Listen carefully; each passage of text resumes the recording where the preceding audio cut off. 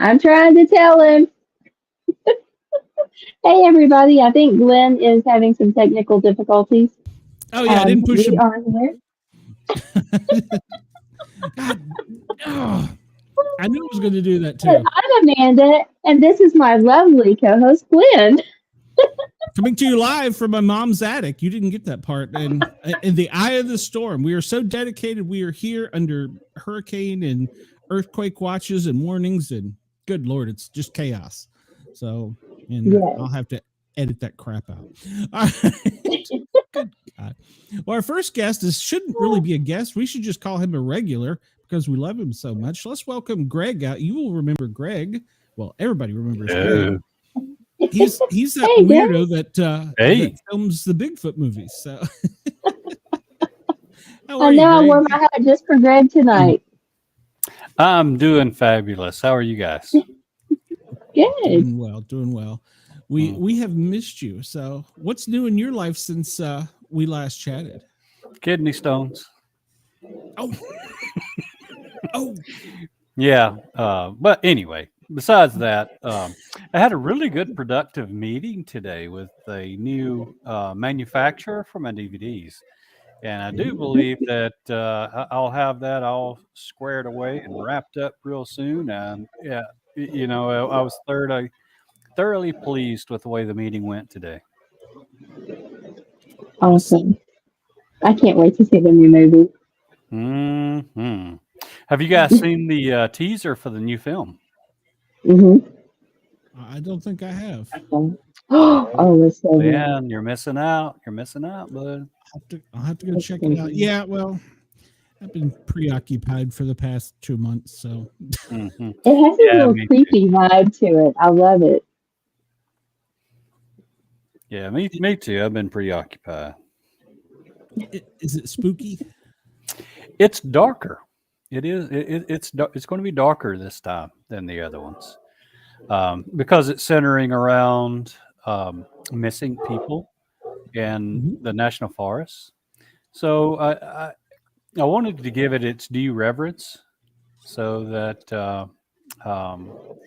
there's going to be some light moments in it, but for the most part, it's going to be much darker than the first two films. Awesome. I can't wait. It really does feel creepy in the preview. Mm-hmm. Did I guess you researched a lot of the cases.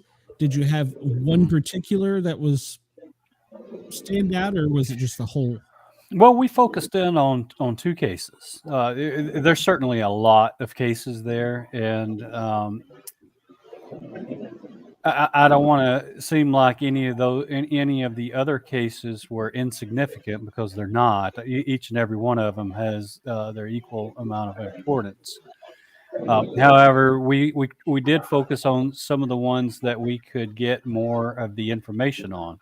So we focused in on Dennis Martin and Mike Heron, and they both vanished relatively close to each other, but two very different time periods.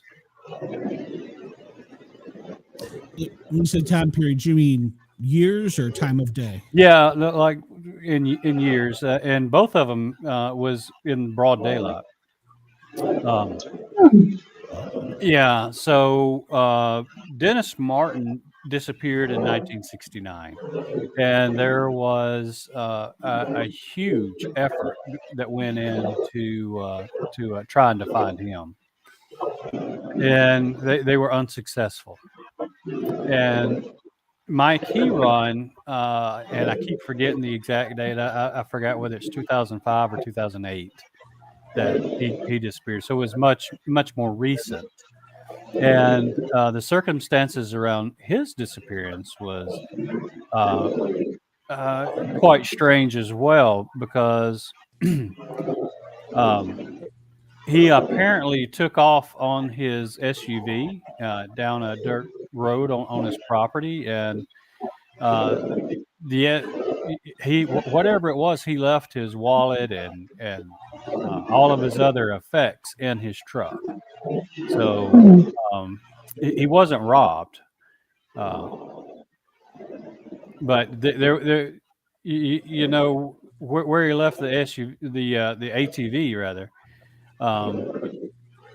his four-wheeler, it just leaves a whole lot of questions because the four-wheeler was like it was just parked there, and but there was never ever a sign of of him anywhere. Somebody's got a monster at their house. Yeah, I was messaging Amanda. It sounds like she's got a ghost in her background. Yeah, she's got a monster there. Something's going on. I'm like, what? I keep lighting up, and I'm like, there's no noise. Yeah, there is. I hear it. Oh, yeah. And it's That's distracting because I have ADD. It's like a roar. Yeah. I don't know. It's weird. Maybe Did turn you down. just hear that? I can Did you hear that? No, did you just hear that when she was turning the dial? It sounded like an FM dial, and there was like a voice in there. Did you catch that? Yeah. Yeah, it sounded like you were turning an FM dial. That's weird. I wonder if I'm picking up something I shouldn't be picking up. I don't know. Probably he does. Maybe it's whatever, took this guy. Do they ever expect like aliens or anything like that, Greg? That took him? Well, it's still a mystery. And I'm not going to give out too many details about some of the conclusions that we came to. Yeah.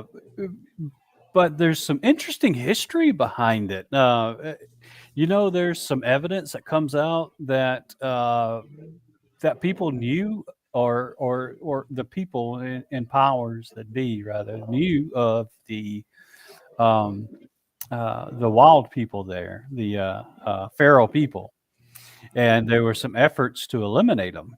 And it's really interesting, and particularly with the Dennis Martin case. Eventually Green Berets came in, and Green Berets are they're not search and rescue people. That's true. So, that's true. Yeah. So Can you tell us where it happens? Cades Cove area. Oh, okay. Yeah, there's this place called Spence Field where Dennis Martin went missing, and not far from there, maybe just a mile or two, as the crow flies, is where Mike Heron went missing. And what year did Mike go missing again? It was either 2005 or 2008. I can't remember which. It was much more recent. Okay. Did they call out the National Guard or anything for him, or? No, they didn't call out the National Guard for Mike. Okay. But there was a search that went on for Mike, and it was substantial as well. So no idea what that one was. Do they have anything like plaques or anything at Cades Cove about this? No. No? Actually, they discourage you from telling the stories because they, some of the witnesses, some of the witnesses that we included in the film, I'm going to have to hide their identity because they get a lot of flack from the local businesses whenever they tell these stories. So they particularly one in particular wants to have his identity hid. But the conclusion on Dennis Martin was incredible. And I'm not going to give it away, but the conclusion that we came to on that was incredible. And I'll tell you what it did. I went about it in an unusual way. I wanted to throw another angle on the investigation. So what I did is I took 2 remote viewers and interviewed 2 remote viewers, and they both independently came up with some of the same conclusions. Oh wow. Mm-hmm. Bet I know one of them. You might. You might. And at least one. So, Mm-hmm. Yeah. So, well, let me, since I know about remote viewing, mm-hmm. did you blind target them separately? Yeah, they were separate. Yes. You know, I interviewed one in Alabama and another one in Georgia. That's great. That's great. Yeah, I Yeah. bet I know at least one of them. And, you know, we did one of my first shows. I did a case about 2 missing firefighters off of the coast of Florida that were never found. And I had a bunch of psychics and remote viewers view it, and we brought each one on independently. They didn't know other people were going to be on. They thought the show was about them and what they saw. Mm-hmm. And man, some of them were like all together on certain things, and then other ones were like they were picked up by aliens. And yeah, yeah, yeah. But yeah, that's cool. That's cool. Yeah. So and you know, when we, as typical, we went out and did some investigations of our own and came up. You know, we saw some very interesting things, and it's a very dangerous point again in this film that you know we'll save it for the film. But there's one point that became very dangerous. I like it. Yeah. Stephanie was asking if they are still gone. And you said neither were found, correct? Neither were found. Yeah, neither were found, and you know they're presumed dead. However, there's some suggestion on one that may still be alive. But, yeah, we'll talk about that, you know, in the film. I'm not going to give away too much of it. I don't mind talking about films and what all's in them because it's in my opinion it's just good advertising, right? You know, it's like when I went to the when I had my meeting today with the new manufacturer. You know, we kind of skimmed through the film, and it was like, wow. I mean, the film is the production value on the film was just fantastic. And so he got to pick up bits and pieces about what it's about, and him and his staff's going to actually watch it tomorrow when they have their staff meeting to see if you know they can meet my quota. I gotta have my quota. I've got to have 500 by May. So, are you doing a premiere like you did on the last one? For this new one, I might. I actually really enjoyed that. You know, it was a lot of work, but I really enjoyed that. It was a lot of fun. You know, it was unfortunate that we had a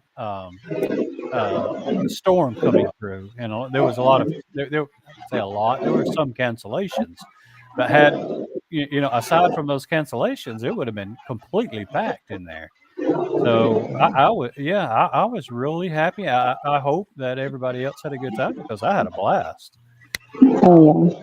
Yeah, so I mean, it was fun enough. I may do it again. You know, it's and this one's going to be much different. And since I know what I'm doing now, hey, yeah. But before all this is brand new. You know, I mean, how often does you know some jackleg from Warrior, Alabama get a film premiered and you know at AMC theater? You know, that's not often. We had a great time. Yeah, it was fun. Yeah. Yeah. Well, you know, we're gonna have somebody on in a little while to talk about aliens. So aliens. It's no wonder that Amanda's having some.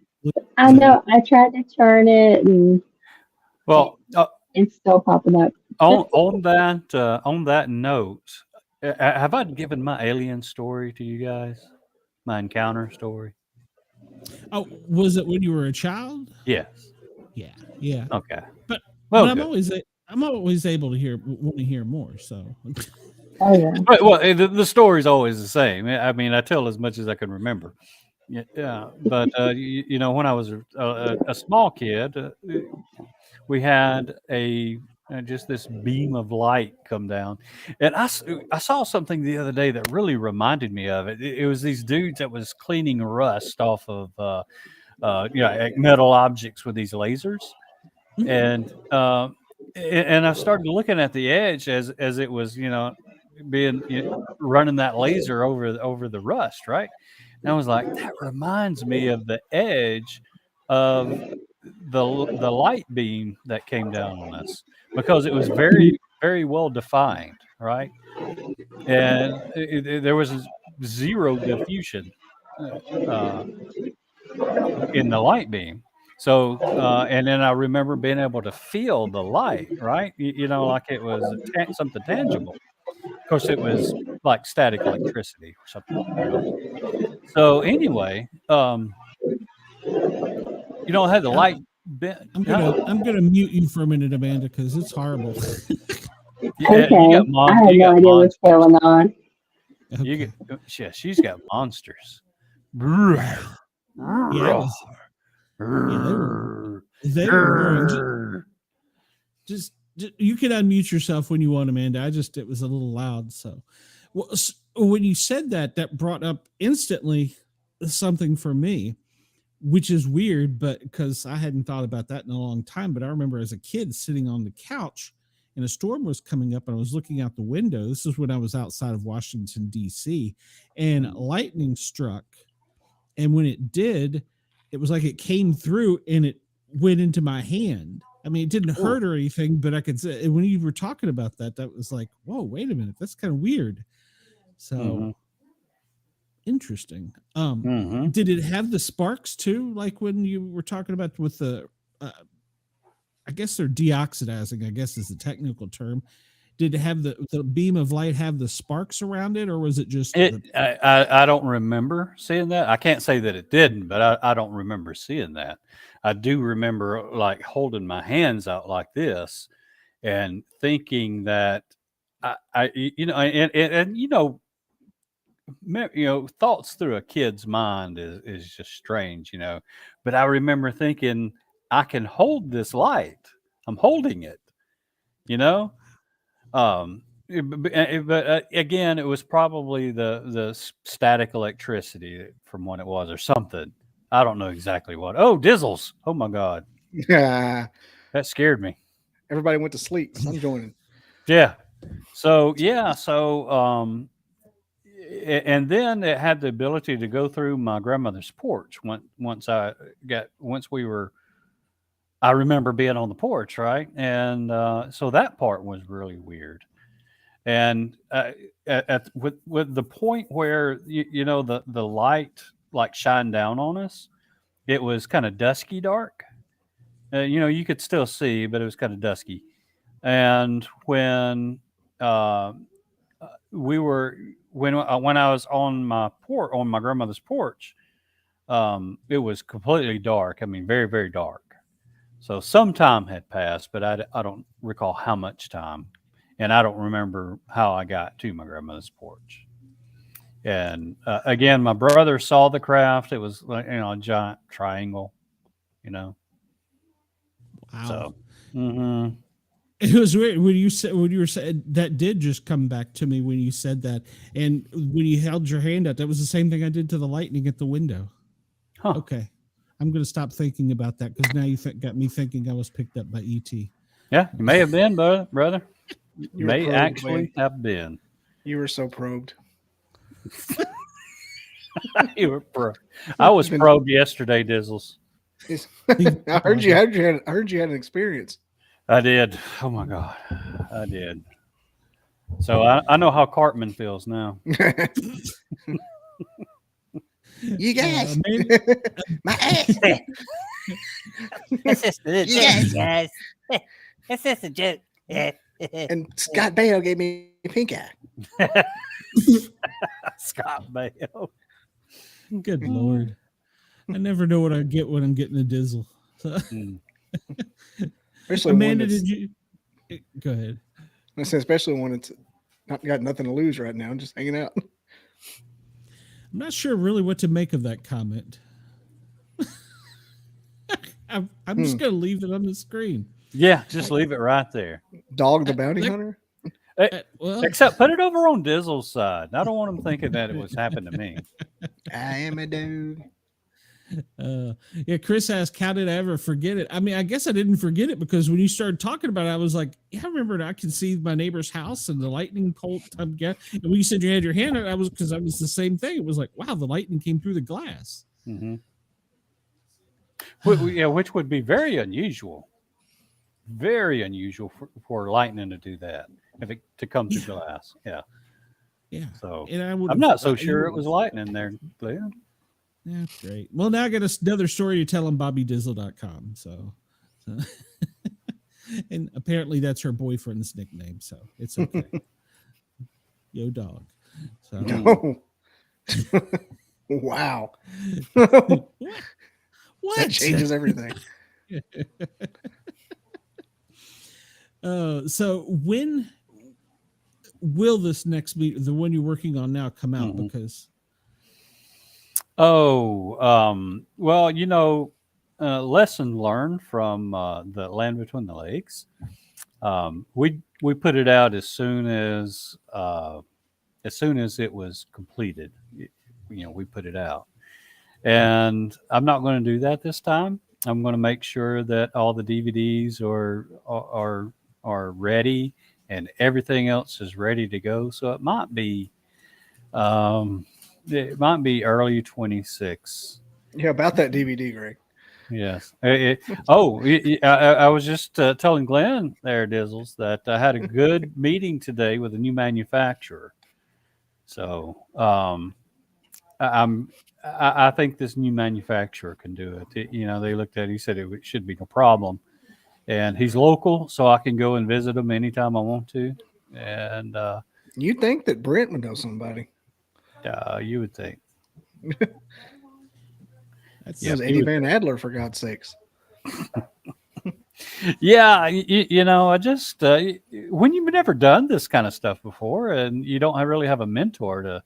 And what I say by a mentor is say you're not working in the business or anything, you're just kind of doing it off the cuff. You make mistakes, and there's a lot to be made too. Yeah, there's a lot of mistakes to be made, and unfortunately, we made a few with choosing the wrong production company or manufacturer, rather, their own manufacturing company, and they couldn't fix the errors, so I had to go with somebody else, and unfortunately, it kind of made me look bad. So before I get the next film off, I'm going to correct that error, and everything's going to be working 100%. It's not. You don't look bad. I mean, that's just a part of the game. You explained it pretty well. Yeah. And you gave me a copy of it, tied me over. It's on my phone right now. I can watch it anytime I want. Yeah. You can even go to sleep watching it. Yeah. He's bootlegged it. No, Greg gave it to me. Yeah, I gave it to him. He thought I was insulting him. What I meant was your thing was interesting. So he told the entire audience at in Georgia at a conference that he goes to sleep watching my or my video puts him to sleep every night. I'm like, thanks, Diz. I appreciate it. I was like, that sounded worse. That sounded not what I meant to say in my head. So thanks. You're saying I'm boring. Okay.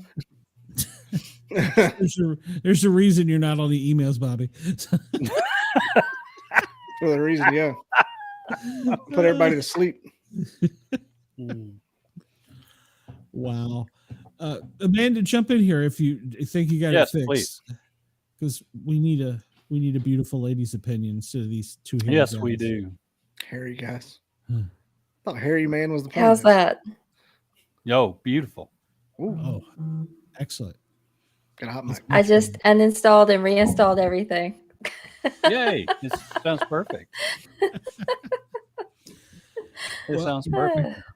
We're gonna be talking about aliens and Bigfoot and stuff like that, and it always does weird stuff when we do that. So you ever had Joey the UFO magnet on? He'll mess everything you have up. Great. Oh, what? Joey the UFO magnet?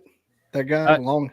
No, he looks like Mama Murdoch a little bit, but my stuff always messes up when he's on. I'm like, what are you doing, man? You sell your soul to the devil? Like, what the hell? You're 1,000 miles from me. It's every time. Yeah, it is every time. There's some weird. I can't say that I know him. He's a pretty interesting fella. I recommend talking to him if you got a chance. Joey the UFO magnet. That's what he goes by. Is he local? Or I don't know where he's at. Oh. I don't think so. I'd have to look. I want to say Colorado or New York. What, now that you say that, I think you might be right, because I think I did see some videos where he was up around the skyline of a big city. So I know he took. He's a good. I didn't really care, but he took and like re-aired my episode with him as his own. I'm like, I don't have enough ass behind me to be complaining about that stuff. It's free advertising. But I'm like, man, you just can't do that. Well, we'll see where he's from. Yeah, he's a fun guest. But he broke, the little dock that I have with my laptop with all my extensions on it.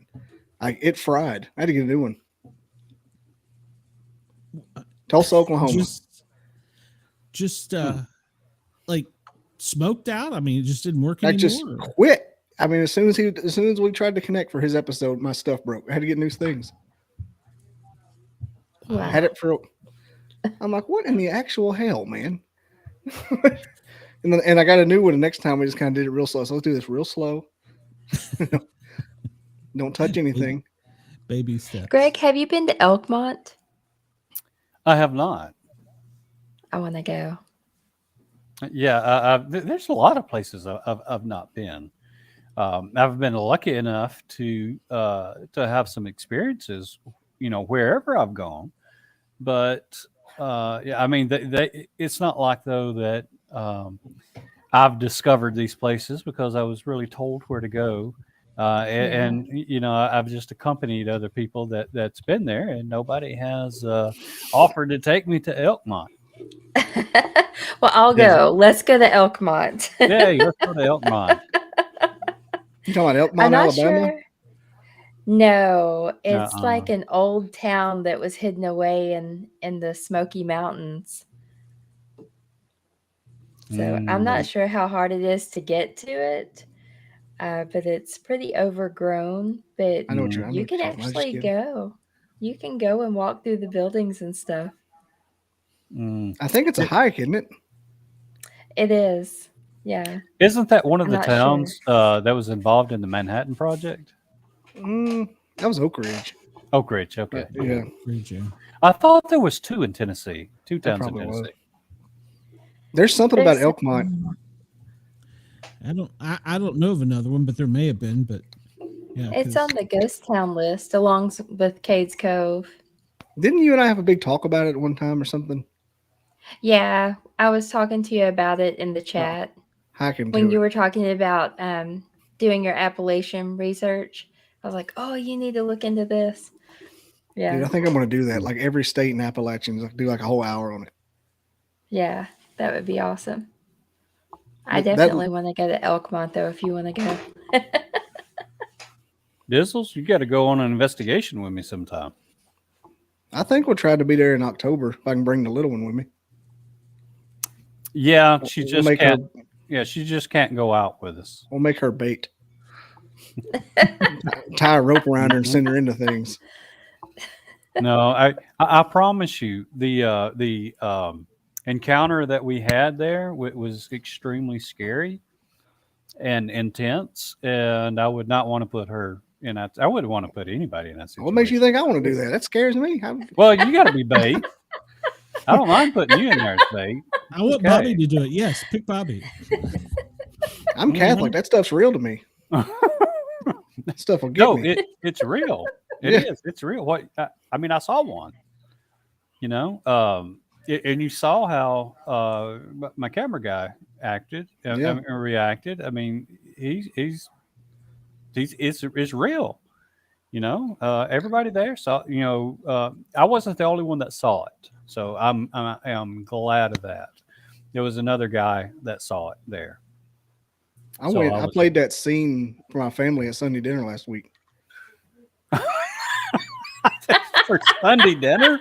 Yeah, we were an ultimate fanboy. We were having Lottie's 5th birthday party at my aunt's house, and my cousin who likes that kind of stuff was asking if I'd ever been around. I'm like, God, I said, there's a pretty cool piece of evidence with the knock and the growl. We were watching that scene. I saw it in Brett's face.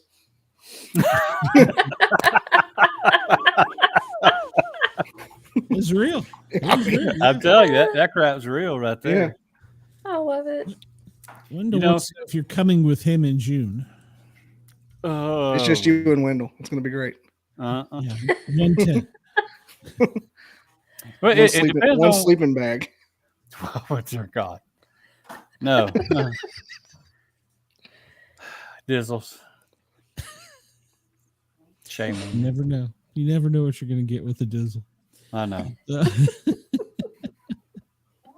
No, I don't have plans on. Well, I don't have any plans on that. Usually, I don't go boogering. Wow, what was that? Usually I don't go boogering after May and before the end of September. Usually, I mean, I might go camping, but I'm not going to go boogering. No, absolutely not. There's too many ticks and everything else out there, and a tick almost done me in several years ago. So, yeah, I have a really bad reaction to ticks and poison oak and stuff like that. I'm still dealing with poison oak from over a year ago. Jeez. Or from a year ago. Yeah. So I keep it hidden pretty well, but I'm still dealing with it. We already have ticks here. Every time we come in from outside, we have to check. Same here. I had to pick one off my son the other day. We were sitting there talking, and he was on the couch, and I saw a little dark spot on him. I'm like, that don't look like a mole. Moles don't move. Oh, let me get it. Yeah. I had to get one off Abe the other night.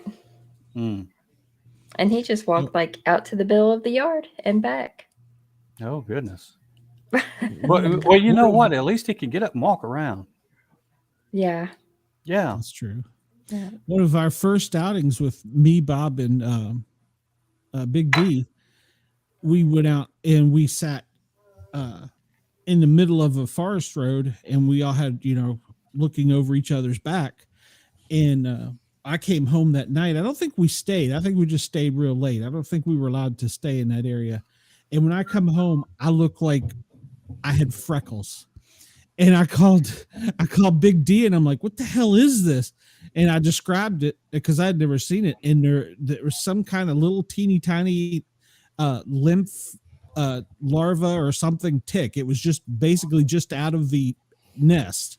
Yeah. And I was covered in them. And I had to go to Kaiser, and they were giving me shots. And yeah, that was whew. Oh my gosh. Yeah. That happened to my friend's dog. Yeah. They had to shave her dog. Yeah, so I mean, I really do limit my activities in the woods after May and before the end of September. I like for a frost to happen before I actually really venture out. Just to make sure everything's dead. Just to make sure. I really do. But what was so odd though was when I got that one tick on me, it was the middle of February. And oh wow. That's one of the reasons why I wasn't too concerned going out. And it actually happened to be another one of the times that I heard these growls. Like we did at the LBL, but I didn't know what they were then. I thought it could have been a bear, and it was just my camera, Brent and I, and we weren't armed, and I was like, well, this could be a bear that's doing all this growling. So, we're not armed, so let's go ahead and leave. But I had actually heard those growls before, and now that I know what it is, I think we were on top of another Bigfoot there, because Bankhead National Forest full of them. Wow, full of them. What do you think about? Because I was reading here recently a lot of local sites in Tennessee, and they've started seeing Dogman more recently. What do you think the difference between a Dogman and a Bigfoot? I mean, aside from the description that the people give, I think one might be lab created. The Dogman, you think? Mm-hmm. Yeah. That's kind of what I think is that they're lab. The dog dudes are lab created and dropped off, and I think that's a high possibility. Now with the Bigfoots, I've finally come to the conclusion that I don't believe that they're from here, or at least a good many of them. I don't believe that they're here, because we've had a lot of orb activity around whenever we see Bigfoots. And I saw, I did see a portal up at the LBL, and I saw an orb come from where that portal was. And this is what I'm thinking, is that you have to be an energy form to traverse through the portals. And somehow that they're able to transform themselves into energy form. So I don't know how they do it, and I'm not saying I'm 100% right, but I'm extremely open to that. Seems to be consistent. I'm with you that I don't think they're from here, because a remote viewer that, well, three of us, man, I don't know if you know the person or not, but did one, and it was injured. It was one we had a contact with, and it was injured and had been taken to a place, and they described a totally different planet and everything when they RV'd it, remote viewed it. Wow. Oh, really? Yeah. So, I know for 100% fact that portals exist, because I saw one and I know what I was looking at, and I could see in it, and wherever it was daylight, wherever it was. So I know that they exist, and I didn't see the orb come out of the portal, but I mean, you could put two and two together. I mean, that orb came right from where it was after it had shut down. So, just putting pieces of a puzzle together, I'm thinking that the Bigfoots can transform themselves somehow into an energy form. Did you see that one lady in Georgia with her mouth wide open? We were talking about that. She was doing that for like 15 straight minutes. Well, I don't know. I'm just glad there wasn't any flies in there. I mean, when you were saying that exact story, remember they asked about portals, and you were saying all that about looking inside, and it was another place on the planet or whatever. Yeah, I don't know where it was at. I mean, it could have been on the other side of the earth, for all I know. I don't know where it led to. I wasn't going to walk in it. Throw a baseball in it and come back. Yeah. Well, I just didn't have a baseball on me at the time, or I would have. What was that? What was that movie? The Gods Must Be Crazy. They threw that Coke bottle, trying to give it back. Well, maybe it's Middle Earth. I've seen that movie. Godzilla lives. So. I mean, but I do think there's a lot of mystery and stuff that we're never going to know. And right.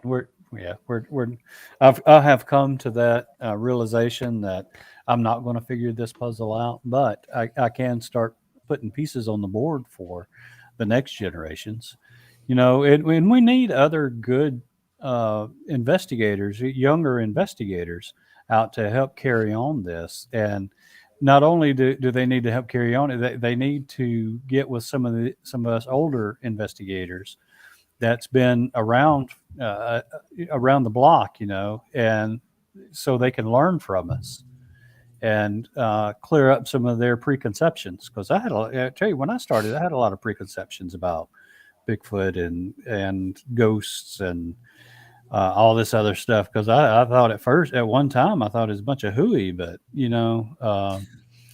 especially ghosts, I really did. I thought ghosts were hooey until I saw one. So I was like, wow, well, there it is. Yeah, that realization that you're not chasing a big monkey in the woods. When it hits you, it's like, it alters the whole perspective. Yeah.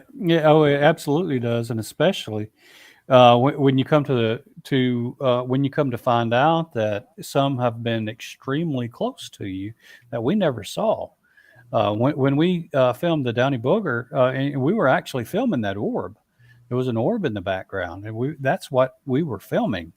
And we accidentally caught the thing crawling between us and the orb. And, it has this oh shit moment. And it's like, oh shit, I'm on camera, and it doesn't know which way to go. It's sitting there crawling. And the camera is actually trying to focus in on it, right? And you can, if you look at the clip long enough, you can see this thing start to come into focus, and you can see a little bit more of it. And then all of a sudden in the background, this orb just goes nuts, just, getting real bright and dim and just going nuts. And then the camera focuses in on the orb because it's like this autofocus thing. So, and the orb was just constant all night until that one moment where the thing was crawling between us and the orb, and then it decides to go nuts. Just, bzz, bzz, bzz, hey, look over here, look here, look here, look here.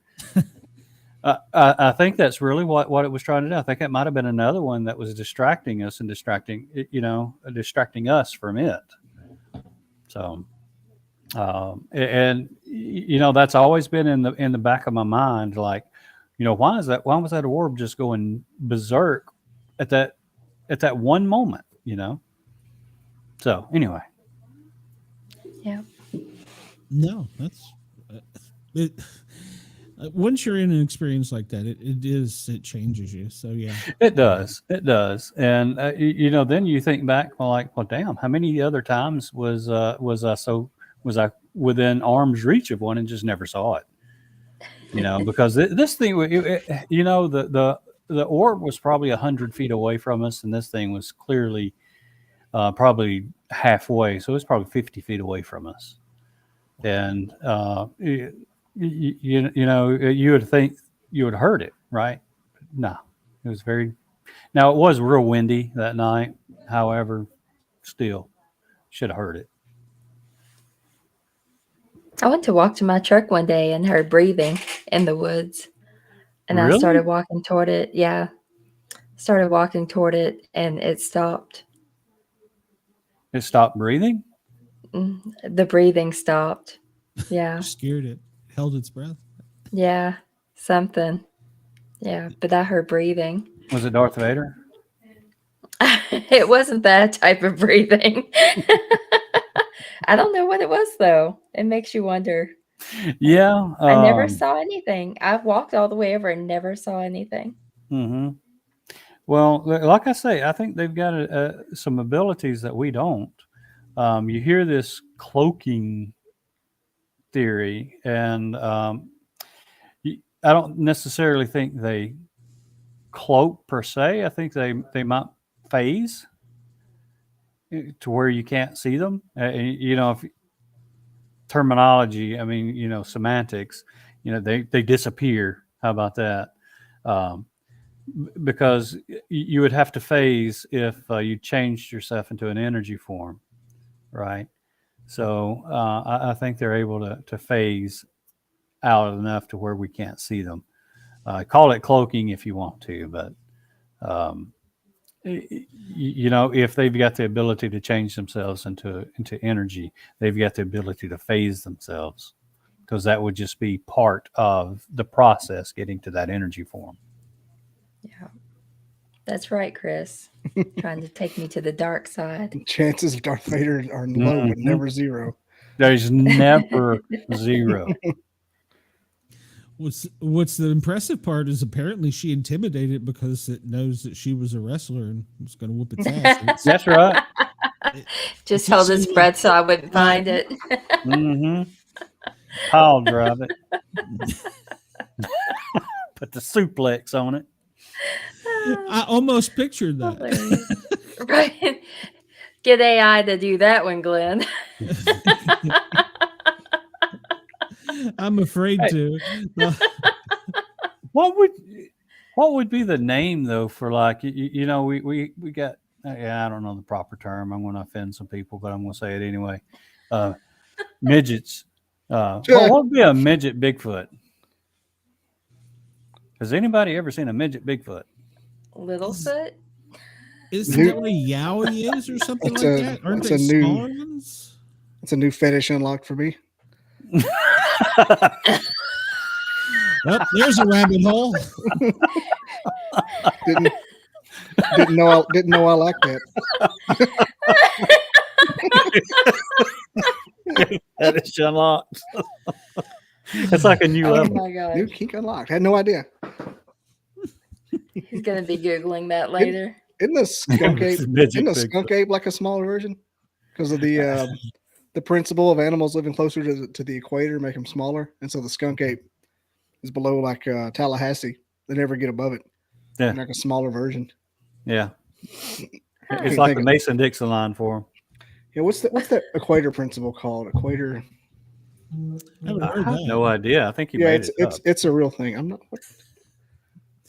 Well, I'm pretty sure, and I'm trying to get a lady from down under, the yowie. I'm pretty sure it's a smaller version too, but I've not really done my homework on it. So,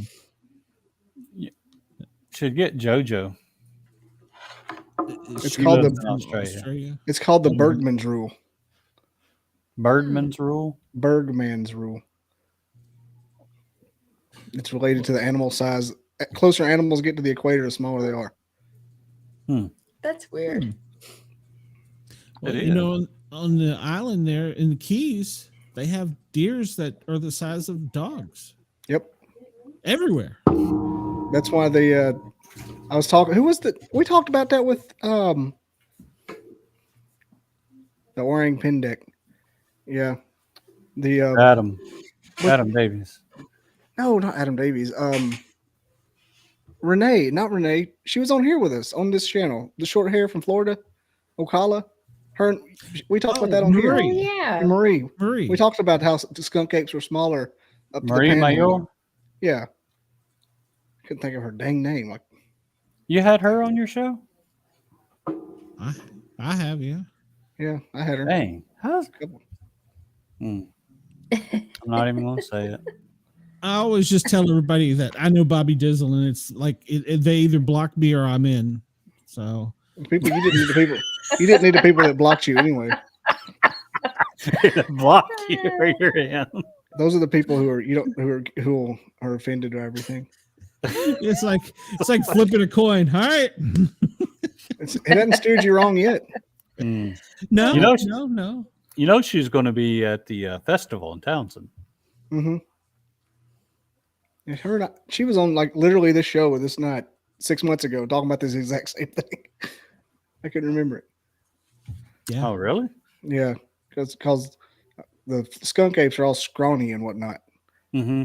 And you got your Sam Squanch that are a lot bigger.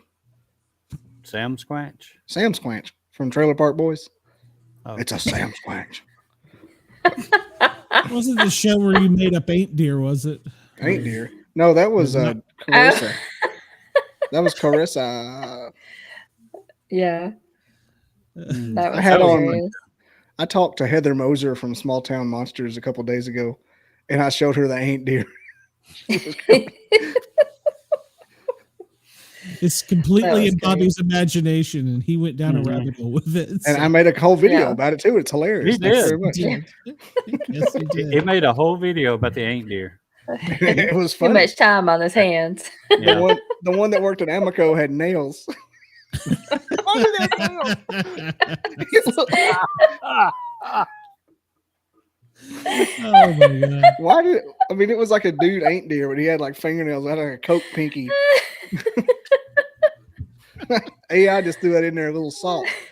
AI seasoned it a little for me. You never know what you're going to get with AI. So. AI read your mind. Or Bobby. Shay picked it out, or Shy, whatever her name is. She goes, "Look how the Amico one has a nail." What a mercy.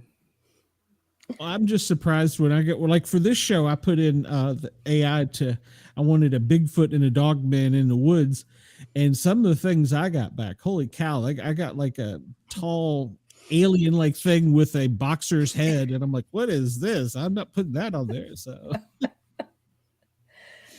Wow. Greg doesn't like being called the M word. The M word. Oh, yeah. Yeah. I don't have a button for that, so I didn't even Yeah, say it. I didn't. Yeah, I don't know the proper political correctness on that. They're called They're Tyrian little Americans, people. Greg. They're called They're what? little people. Tyrian Americans. what? Tyrion Lannister Americans is what they're called. What? You don't watch Game of Thrones? No. No. God. No, Oh, I You thought, bunch of boomers. we're not Oh. rich like you are, Disney. We don't have that subscriptions. Neither do I. Just not a pirate.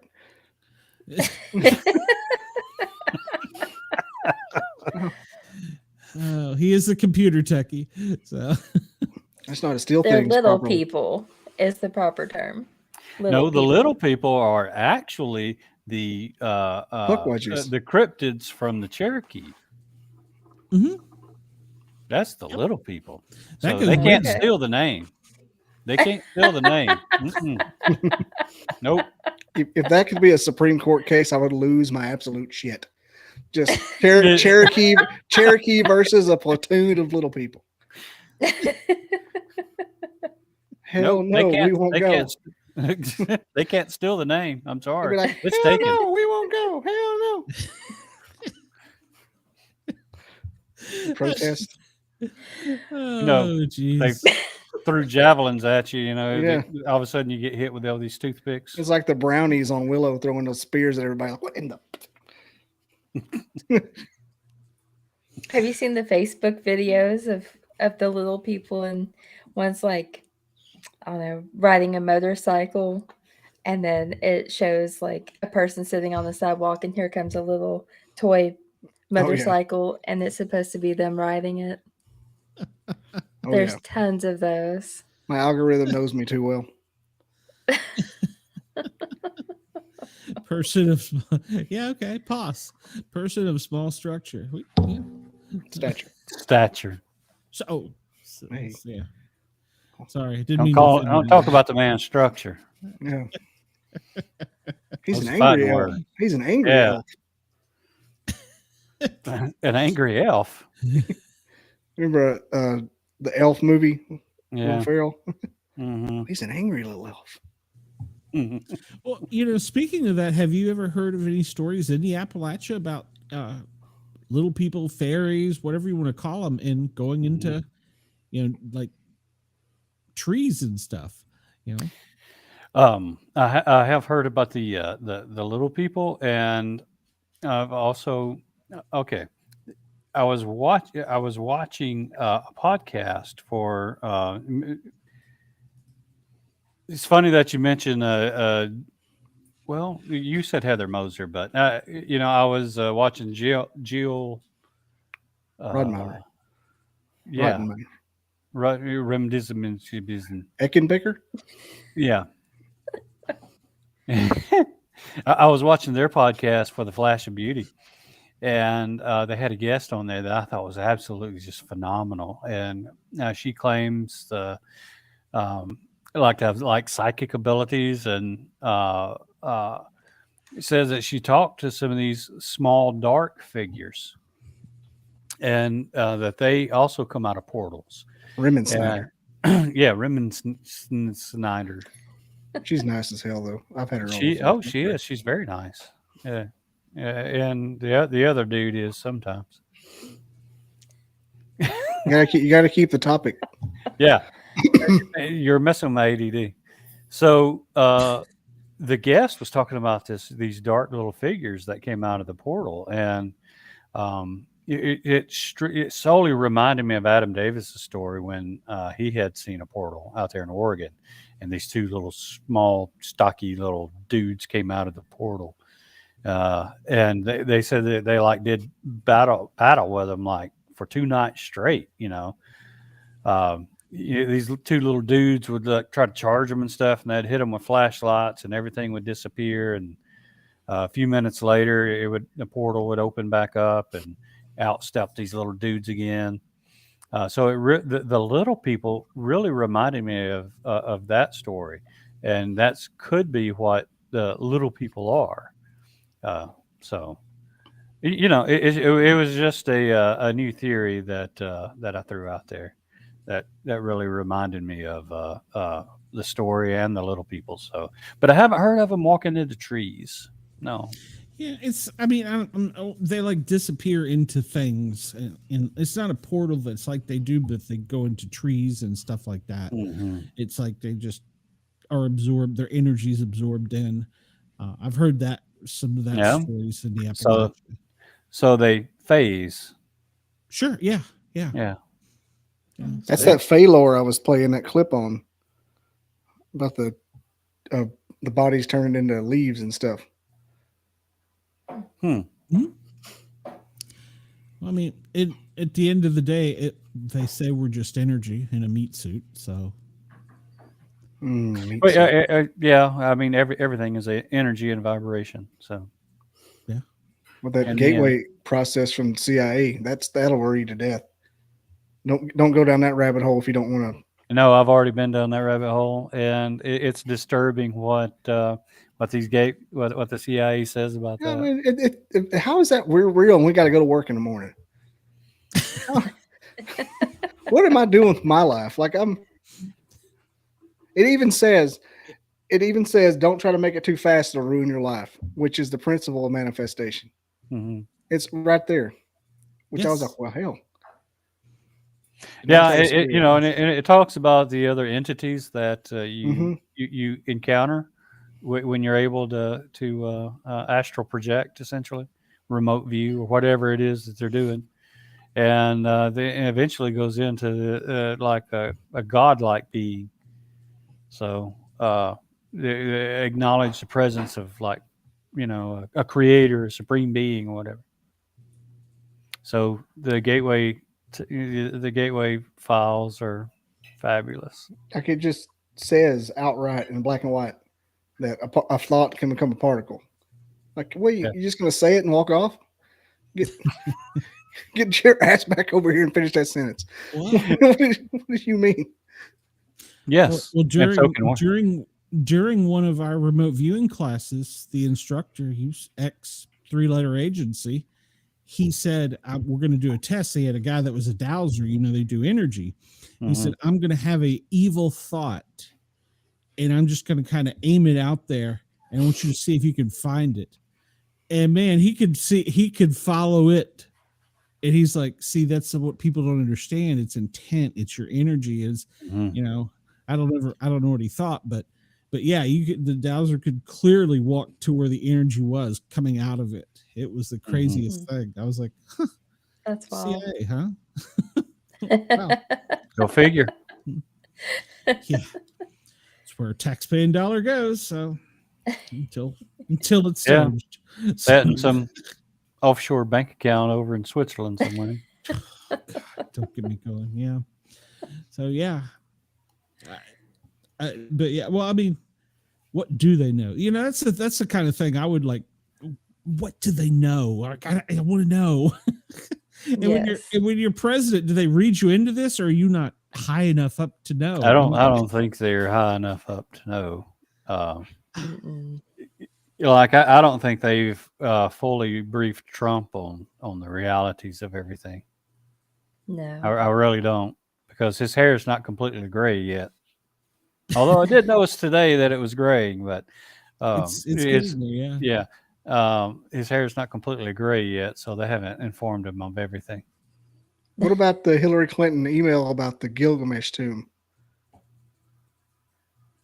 That they found in her classified on a classified server about they found that tomb of Gilgamesh over in Iraq back in 2002. Really? That's the first I've heard that. Yeah, and like it was in her thing. It was in her emails about it in the Euphrates. Interesting. Like I said, about the time it was discovered, the U.S. invaded and took over the whole area. Oh well, never.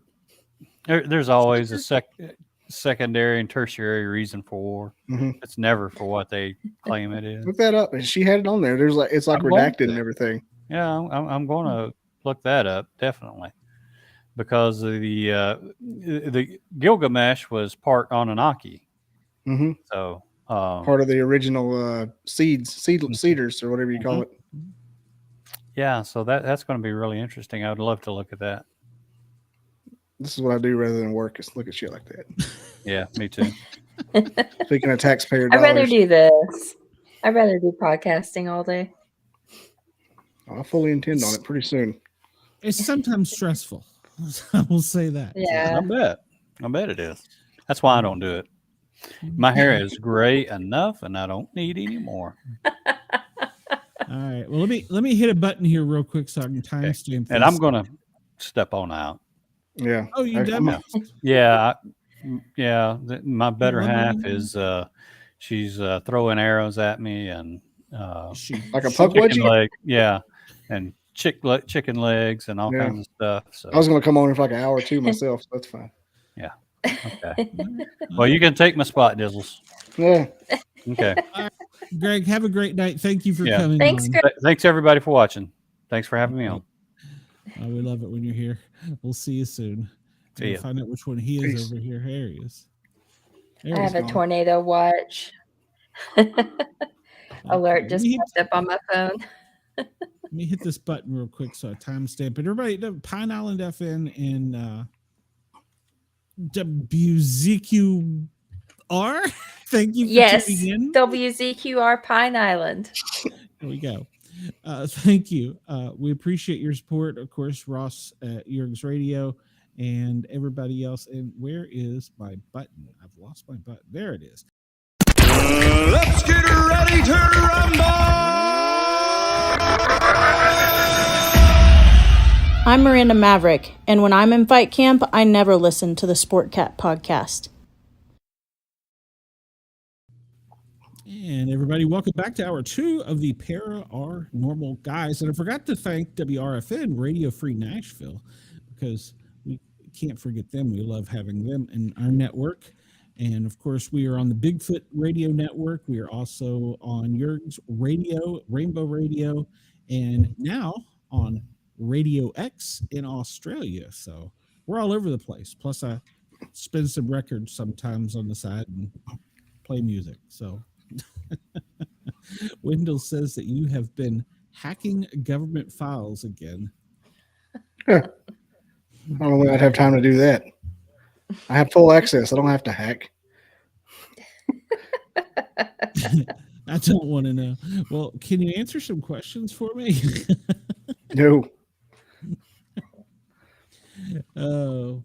Other than the fact that we can't have a Coke machine because it has a Wi-Fi connection, and I'm upset. Really? Yep, can't have a Wi-Fi connection. Well, you are, I did see on our show during the day, I did see a weird thing pop up over in the area where you are, and it was for TFR, temporary flight restriction for space operations. I'm like, what the hell is going on there? Could have been. Oh, yeah. And then there was one that just today in Salt Lake City. What the hell? So, you ever heard of these little seeds of things, but they never tell you the truth. You ever heard of what's it called? Fabric that they put in the atmosphere. What is that called? Are you talking about like where they call that? They say that the veil is thin and they go in and out of it. Is that what you're talking about? Oh, this is actually something that happened. It is called. I want to say it's called slag, but it's not what it's called. It's like fibrous. You know how when you have like a I can't even think. Like, there's like a little plant that's fibrous, and you can pull it, and it floats away. Mm-hmm. It's like that, but it's like a giant thing they put in the atmosphere on purpose. And I'm gonna find it. Okay. Well, please do. Just so everybody knows, Robin is trying to log in, and as usual, since we were going to talk about UFOs and Bigfoot and stuff, she is having some problems. So found it. It's called chaff. Here, check this out. This happened about 12 years ago. This will be interesting. All right, you sharing your screen? Yep. Hang on. I feel like I'm back at work. It's okay. Here. All right, hold on. Let me shrink that. All right. Radar See blob. This? Scientists say radar. Yep. And when this happened, the news reported it as bugs coming off the river. I remember that story. That's crazy. Yeah, you see this right here? You see this wave? Yeah. Mm-hmm. That's the Tennessee River. That's the bottom of Redstone. That's how you can see it from space or from an airplane. It's just that cutout. You can tell that's where Redstone is. So that's right over NASA. Interesting. And when it first happened, everybody said, "Oh, I remember Brad Travis. Like, we got a swarm of bugs over the Tennessee River." And where did I work at the time? I still worked at AMC. And the next day, everybody's like, "Yeah, that was chaff they were experimenting with on Redstone."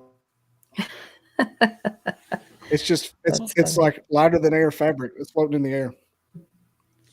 Well, you know, the drones that everybody was talking about, back 2-3 months ago, and then that story just disappeared. And well, then it kind of pops up, but it's kind of hidden away. Well, that was drones that the Navy was working on with the Secret Service. It's like, what? And everybody, the government knew what that was. Dead silent. Yeah, dead silent. Nothing to see here. And so it's like it just went, mainstream media just dropped it. It's like, you can tell when something's not a big deal when the government doesn't care it's happening. Yes. That's how I'm like, the government's not like freaking out on us. Well, they know what's happening. Surely the government's got this under control, right, guys? Yeah. I don't know. I don't know that the government has anything under control, to be honest with you. Some of the stories guys? I see every day. So crickets. Right, guys? Right, guys? Exactly. The government's for our interest. Yeah, well, they're supposed to be keeping us safe from whatever's out there, but maybe they're friends with whatever's out there. I can't help but think that we haven't found out about aliens because we've got to kind of deal with them. They were supposed to come out and say that there were aliens. What happened? I don't know. It's like a lot of things. It just dropped. Yeah. We got the JFK files, and that was a big nothing. And it was, and then it's like, okay, next, move on, and keep saying we've got the Epstein list and nothing, and we got the P. Diddy list and nothing, and you don't even hear about him on the news anymore. So it's like when they want something to disappear, it's gone. So yeah. Mm-hmm. You can't find the Aaron Andrews keyhole tape either. So good luck with that one. You don't remember that? It's the floating fabric in the sky, but my plastic grocery bag is ruining the environment. Exactly. Yeah. Yeah, they said there's aliens. We're going to come out and tell everyone about it, and then nothing. That's right. They admitted it, and that's all there is to go on. Yeah. Nothing to see here. Nothing. But they exist. Exactly. Yeah. We're friends with them. What? Yeah. From the future. Well, they introduced the F-47 here recently. Mm-hmm. And I don't remember if it was Trump or somebody slipped up and said, "Oh, we've been flying it for like 10 years." Yeah. I think everybody, all the technology like that they've had for 10 years before they bring it out. Oh yeah, Abe. Government agents just disappear back home. They sure do. Yeah. Hey, speaking of which, hey Russ, welcome. I'm glad you're here. Speaking of which, hey Russell, we have Robin here. I'm not sure Robin. I'm not sure why her name is so long down there, but welcome, Robin. I didn't know Robin was coming on. Well, Bob, if you would do some homework on the show, I send you all the information. I ain't reading shit. I don't even know how to read. I've only been trying for like, I don't know, 15 minutes to get on here. I don't even know how I finally got on here. Well, you know why? Because Talk Studio is horrible. Oh, push. It's the craziest thing. I've signed in like 5 times. It sent me all over the place. Hey, glad I finally made it before the show was over. Yes. Hi, everybody. Right. We're glad you made it Welcome. too. So well, last time you were on, we had technical issues too. So. Oh yeah, this happens a lot with me. Robin's one of those that'll mess your stuff up too. Yes, I was good. Yeah. Explain your story to us, and if you don't phase out or get zapped or something. So. I think everybody already knows it mostly. This started out when I was just a very, very, very small child, toddler size. You know, the Sasquatch and everything found me. I never went looking for them. I've always had the Sasquatch Dogman around me. My first ET abduction, I remember I was 4, and I was told while I was on the ship it started prior to that. Still continues today. The last time I remember being taken was about a year and a half ago. So I've habituated with the Sasquatch. I work for them. They send me places they want me to go to do various things. I do that. I work with the Dogman. If it's a cryptid, I work with it. Elementals, dimensionals, portal work, rift work, vortex, that kind of thing. So yeah, I'm kind of all over the place. Wow. So yeah. This was a question I just asked Greg. What is the difference, because you're seeing more Dogman sightings reported in the South, the Southeast. What is the difference between them and a regular Bigfoot? Aside from looks. Well, they're all different. They're all different kinds of cryptids. Genetically, they're different. I worked on the DNA study for the Sasquatch. We're now currently doing a cryptid genome project, of which we have a lot of samples for the Dogman and getting tested. And unfortunately, you guys got to wait for the rest of the world for those to get released. But they are all genetically different. I will say this, what I know, because I just simply ask them. I'm that kind of cut to the chase type of gal. And so I asked them years ago, there are genetic links.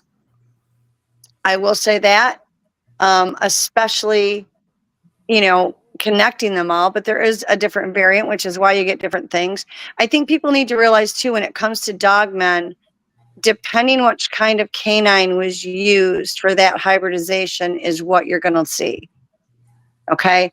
And we can never forget the fact that the government also has their dirty little hands in creating Dogmen as well for military. So a lot of the really nasty Dogmen that we see, not all, but the variants that come from the government are not good. The werewolves that they did create through the government, most of those are all kind of, now I'm not going to say they're retired. I've spoke with some of them, and like the one that I have near my house is very kind.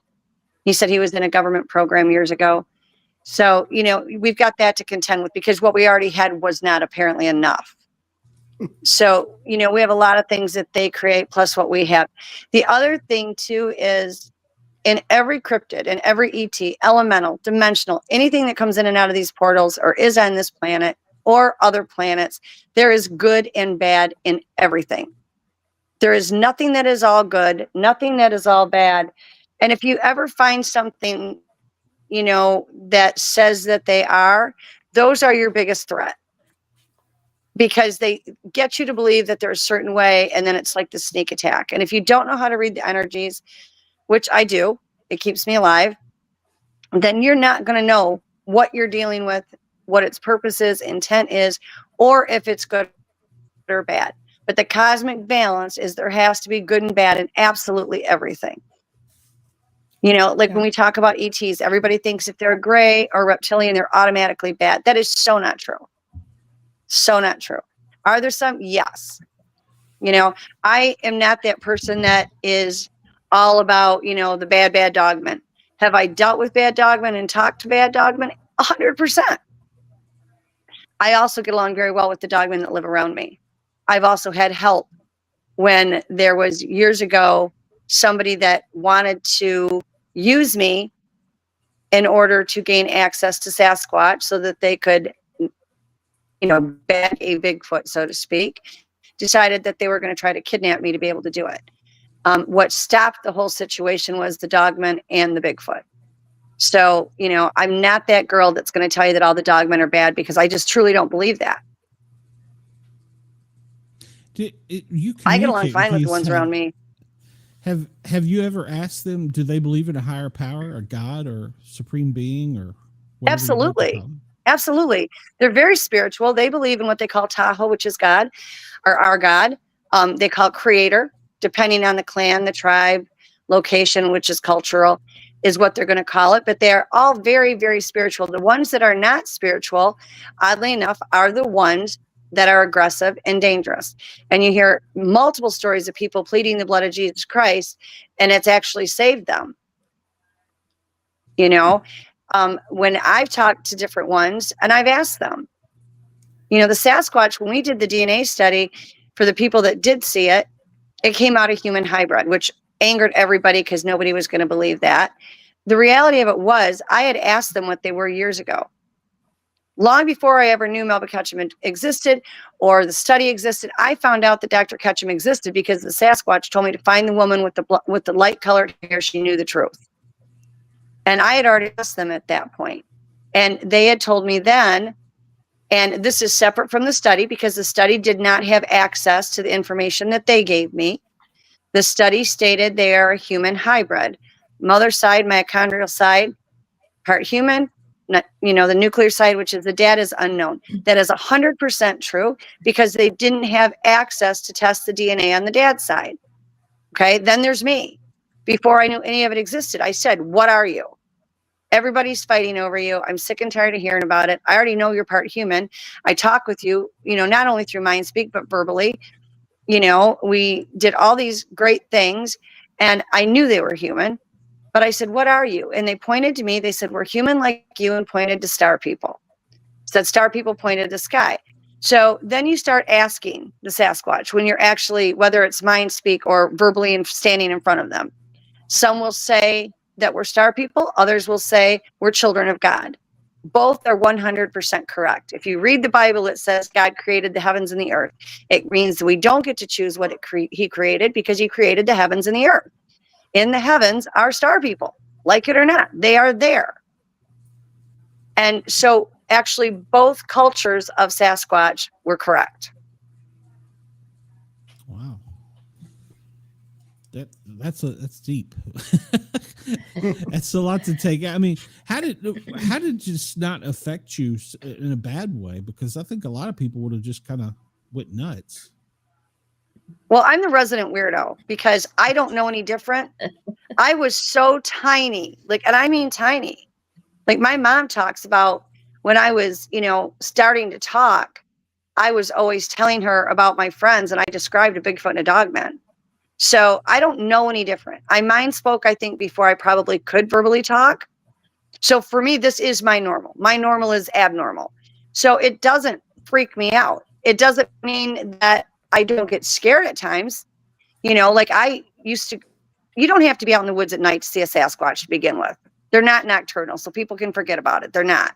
They are out at night because just like every other predator that's hunting, deer are more mobile at night. Food is more accessible at night. And you know what? We're not around out at night. So they're safer because we tend to kill what we don't understand.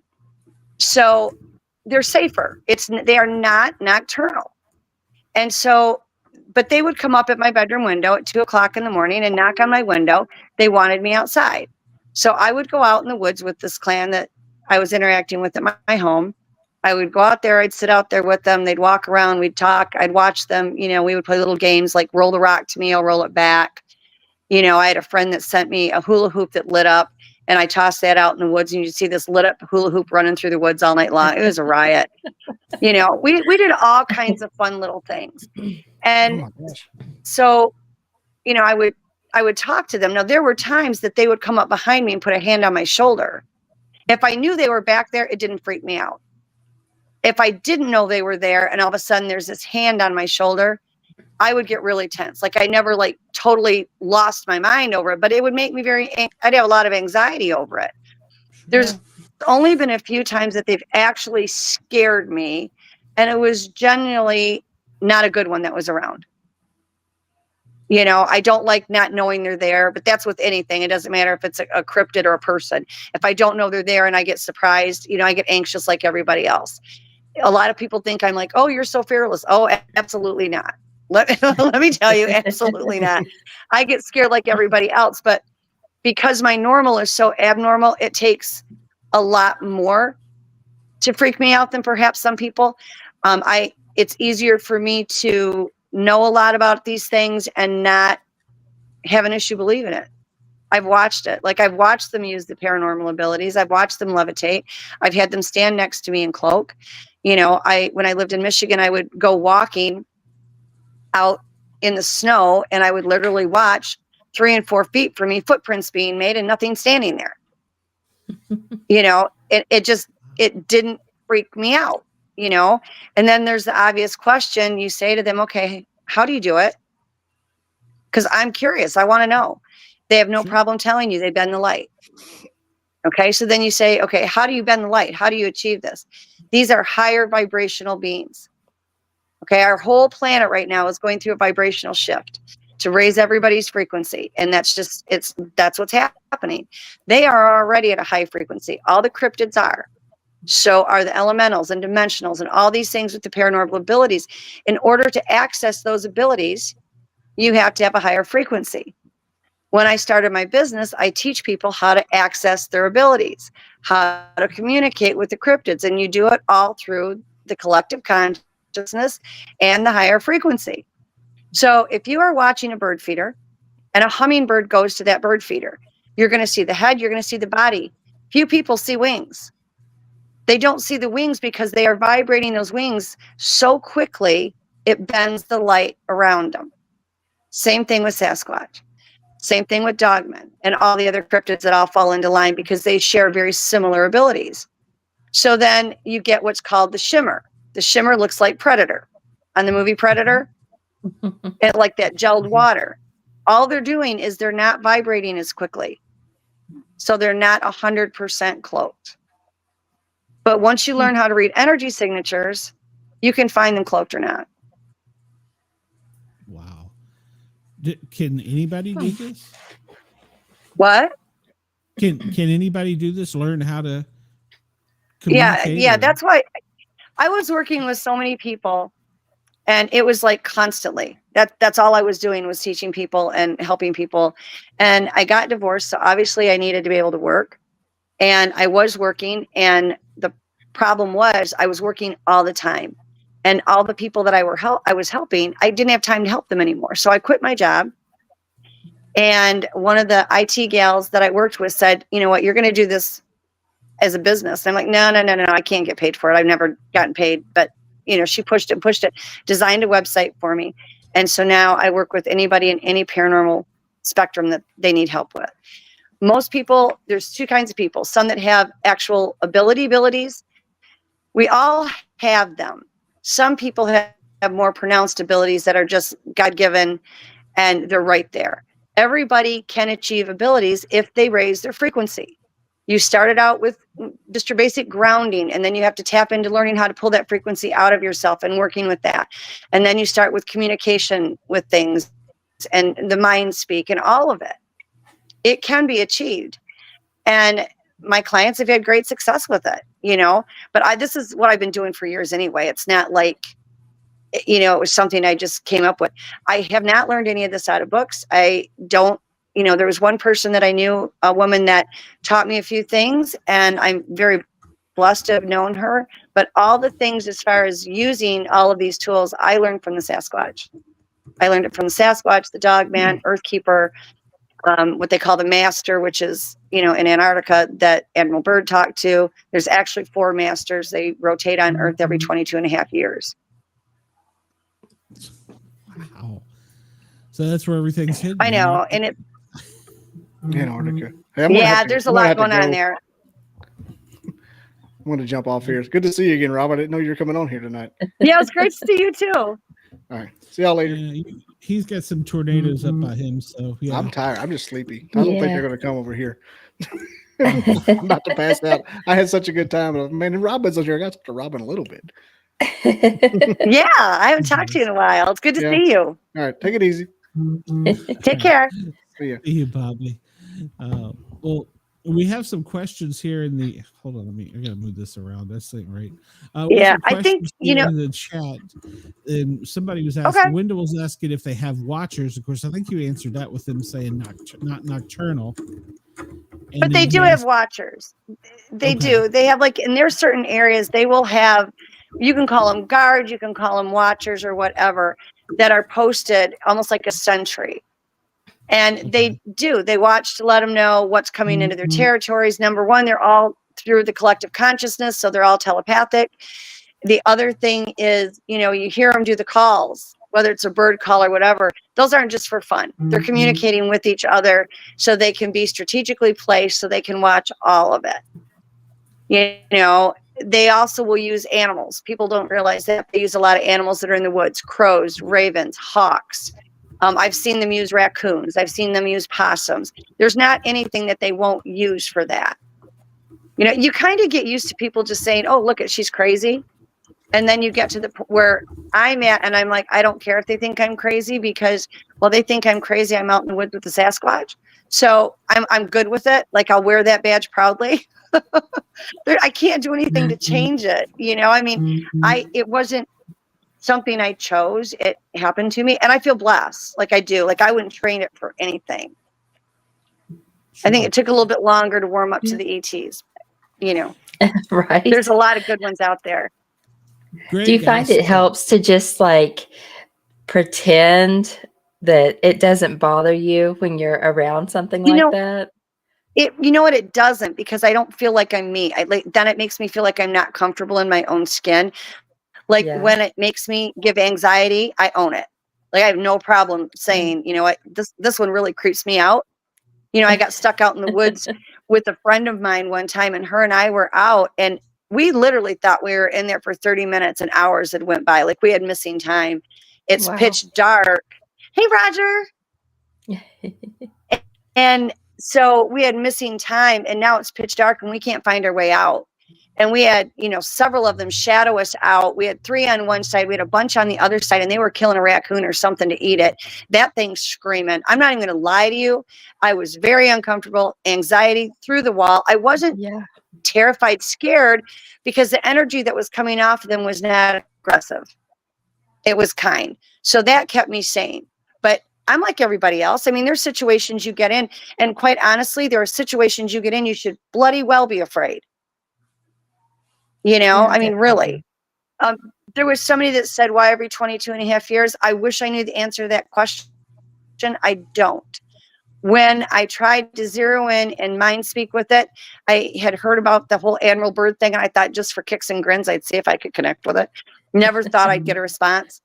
Talk to me a little bit about the people, that were there, the aliens that were there. And I said, so you were there when Admiral Byrd was there? And he said, no, we rotate. I said, what does that mean? And he said, we rotate every 22.5 Earth years. There's 4 of us all together, and we rotate. I never got an explanation as to why. So that I could only guess. I wouldn't be able to tell you exactly why. Wow. Chris asked, are they able to communicate with our domesticated animals? Oh, yeah. And I actually do that a lot for people. If it will talk to me, I can talk back to it. Doesn't mean everything will talk. I had a very dear friend of mine that has now passed away, but I loved him very much. And him and his wife were babysitting a turtle for a relative, and the turtle got sick. And he called me, he's like, can you talk to a turtle? And I said, I always talk to mine, So I did, and found out what was wrong with it. told him what to do. He took it to the vet the next day, and the vet had the same diagnosis I had. So it's good to get those little verifications. Like, I don't claim to be an expert. I'm not perfect.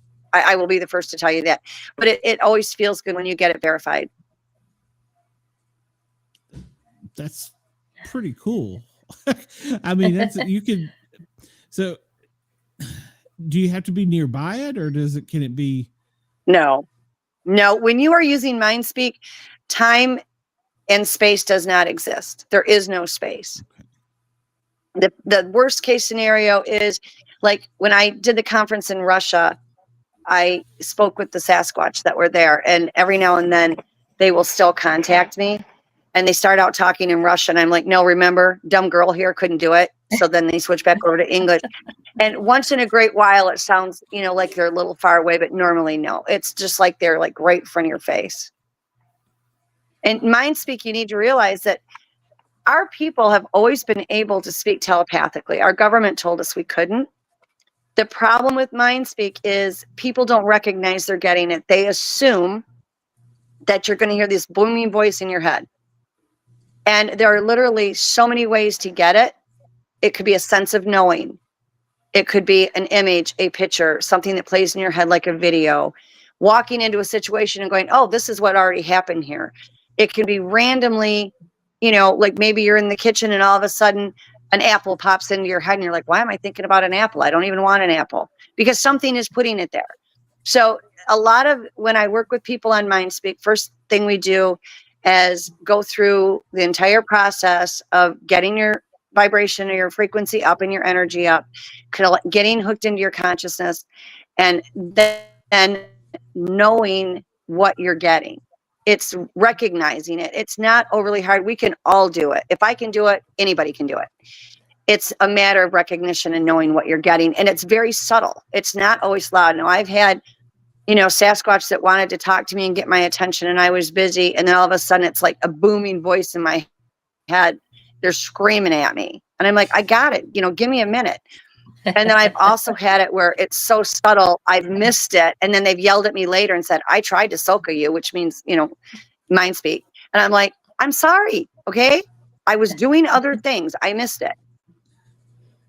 But I also talk verbally up close with them as well. So is there any correlation with them in with I guess what we would call the spirit world, like ghosts and stuff like that? Yeah, I mean, I speak to ghosts. I've always spoke to ghosts. In fact, I just did some work for somebody the other day and was speaking to the ghosts that were in their home. They all live in a paranormal. I mean, they all can go into that plane where they're in a paranormal spectrum. Ghosts are high frequency. That's how they can transmute and, come into our plane, is because of that high frequency. Any of your cryptids can also go into what they call spirit form. So they can be flesh and blood 1 minute and go into spirit form the next. Okay, so you really haven't lived until you see one walk through your wall into your home. It's a little bit shocking the first few times, but yeah, they can do that. They don't live on the ghostly plane, clearly, but spirits come and go as well. And they can, because they're all higher frequencies, they all can connect. They're very, very attentive and protective. That's why you see a lot of them around the graves. Especially Native American, and they are protective of them because they all work under the collective consciousness. Okay. Like Amanda, where she lives, she thinks that she's got some nearby her. Oh yeah, you've got them all around you, girlfriend. You've got all kinds of stuff by you. No, but you do. You've got spirits by you. You've got Sasquatch around you. You've got Dogman around you, and you do get occasionally ETs. The thing with the ETs is all of these things travel in the high frequency. So once you get one, you end up eventually getting everybody, even if you're not aware of it. And you have all that, and you've got a lot of little people by you. You've seen them. They're all over the place. Yeah. Yeah, they like you. You have a very high frequency, and that's what they're drawn to. Yeah. Speechless? I am. Yeah. Yeah, she has what they call a pure heart, and they absolutely love that. And she's got the higher frequency already, which means she's already gone into 4D and 5D. And so once you get that and understand that these cryptids and these other beings are at a much higher dimension than that, you know, our world is fixing to go into 5D. You're already there, just so you know. But and they're drawn to that. It feels good to them. They're always asking me to come outside, and all they want to do is pull energy off me. I mean, I know it, you know. I'm like, okay, just leave a little for me to get home on. You know, that's all I care about. Yeah. Maybe that's why I stay so tired all the time. Well, you do, because what happens is not only do they pull it from you, but dream state is actually a real place. It's just a different plane. Our bodies are a holding device. They're third dimensional. That's why they need food, water, and sleep. So all they are is a vessel for your consciousness. It's not your brain, your consciousness. So when you go to bed at night, it's taking care of what the third dimensional body needs. Your soul doesn't sleep. So while you're thinking you're asleep, your body, that third dimensional body is. But your soul, which is higher dimensional, is out running around, doing whatever it's going to do. Whether it's fighting for the greater good, meeting with another soul, whatever, it's up and moving. And so that makes you more tired in the morning. On top of it, right now, our bodies are going from carbon-based to crystalline as we ascend, and that's exhausting. People are going to notice a lot of changes. You know, foods they're going to like and dislike that they never did before. Amanda, try extra water and protein, and it will help off balance it a little bit.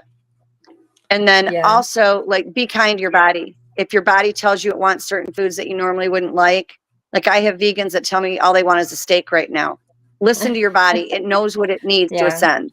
So, you know, listen to it. But when you do a lot of the paranormal work or get a lot of contact with the cryptids of any kind, or even, you know, the elementals and stuff, really bump up your water, bump up your protein, because it is extremely helpful. Especially if you get zapped, that's the first thing you want. I've never gotten zapped before. My day is coming, I'm sure, because I haven't gotten it yet. I knock on wood every single time I say it. That's why, and especially right now through this transition and this ascension period, and, you know, transferring from the carbon-based to crystalline-based, it's even more so. Yeah, it's perfectly normal. Emotions are going to go up and down all over the map. We're going to act different. We're going to feel different. Things aren't going to make sense like they used to. It's just part of the normal. makes sense. Wow. I'm scared to ask if you see anything around me. So yeah, you've got, but what I see around you is not a ghost. It's nothing bad. You've got a Sasquatch that watches you. Okay. Probably because you talk about it on your show and stuff, or it could be, you know, you found it out in the woods. But yeah, you get you do get cryptids that come in and check on you. Nothing bad. I'm not picking up anything bad on either one of you guys or around you. That's good. That's good. After the one tried to get in our bedroom. I wondered, yeah. You know, I came out of the bathtub one night and I went to go walk in my bedroom, and there was a Sasquatch standing in front of the TV in spirit form. And I'm like, really? First, when my kids were little and they were at home, I couldn't get a bath by myself to save my life. Now I still can't do it when the kids are here. Yeah, something tried to get in our bedroom one morning when I was getting ready. Yeah, and if you once you learn how to access your frequency and that energy, because yours is pure, you're going to push it towards it and it'll make it move away. What happens is anything low frequency, low energy cannot be around anything with the higher frequency. It literally kills it off. So once you learn how to access it, it can be used as a protection as well, to where the point where you bubble yourself, because low frequency does not survive in high. But what it does try to do every now and then is bring you down to its level so it's more comfortable. Like we've all had at one point in time in our life that person that we didn't know from Adam that's just mean. They're mean to us. They treat us badly for no reason. And we're like, why? I've done nothing. And that's exactly why. You're a higher frequency. That's a lower frequency person. So they don't have to think about it with their mind. There's a disconnect from the time your body reads the energy till it gets into your brain. There's a huge disconnect. So what happens is their body automatically wants to repel you away and be mean to you without even thinking about it, because you make them uncomfortable, because that higher frequency can not only hurt them, but it makes them very uncomfortable.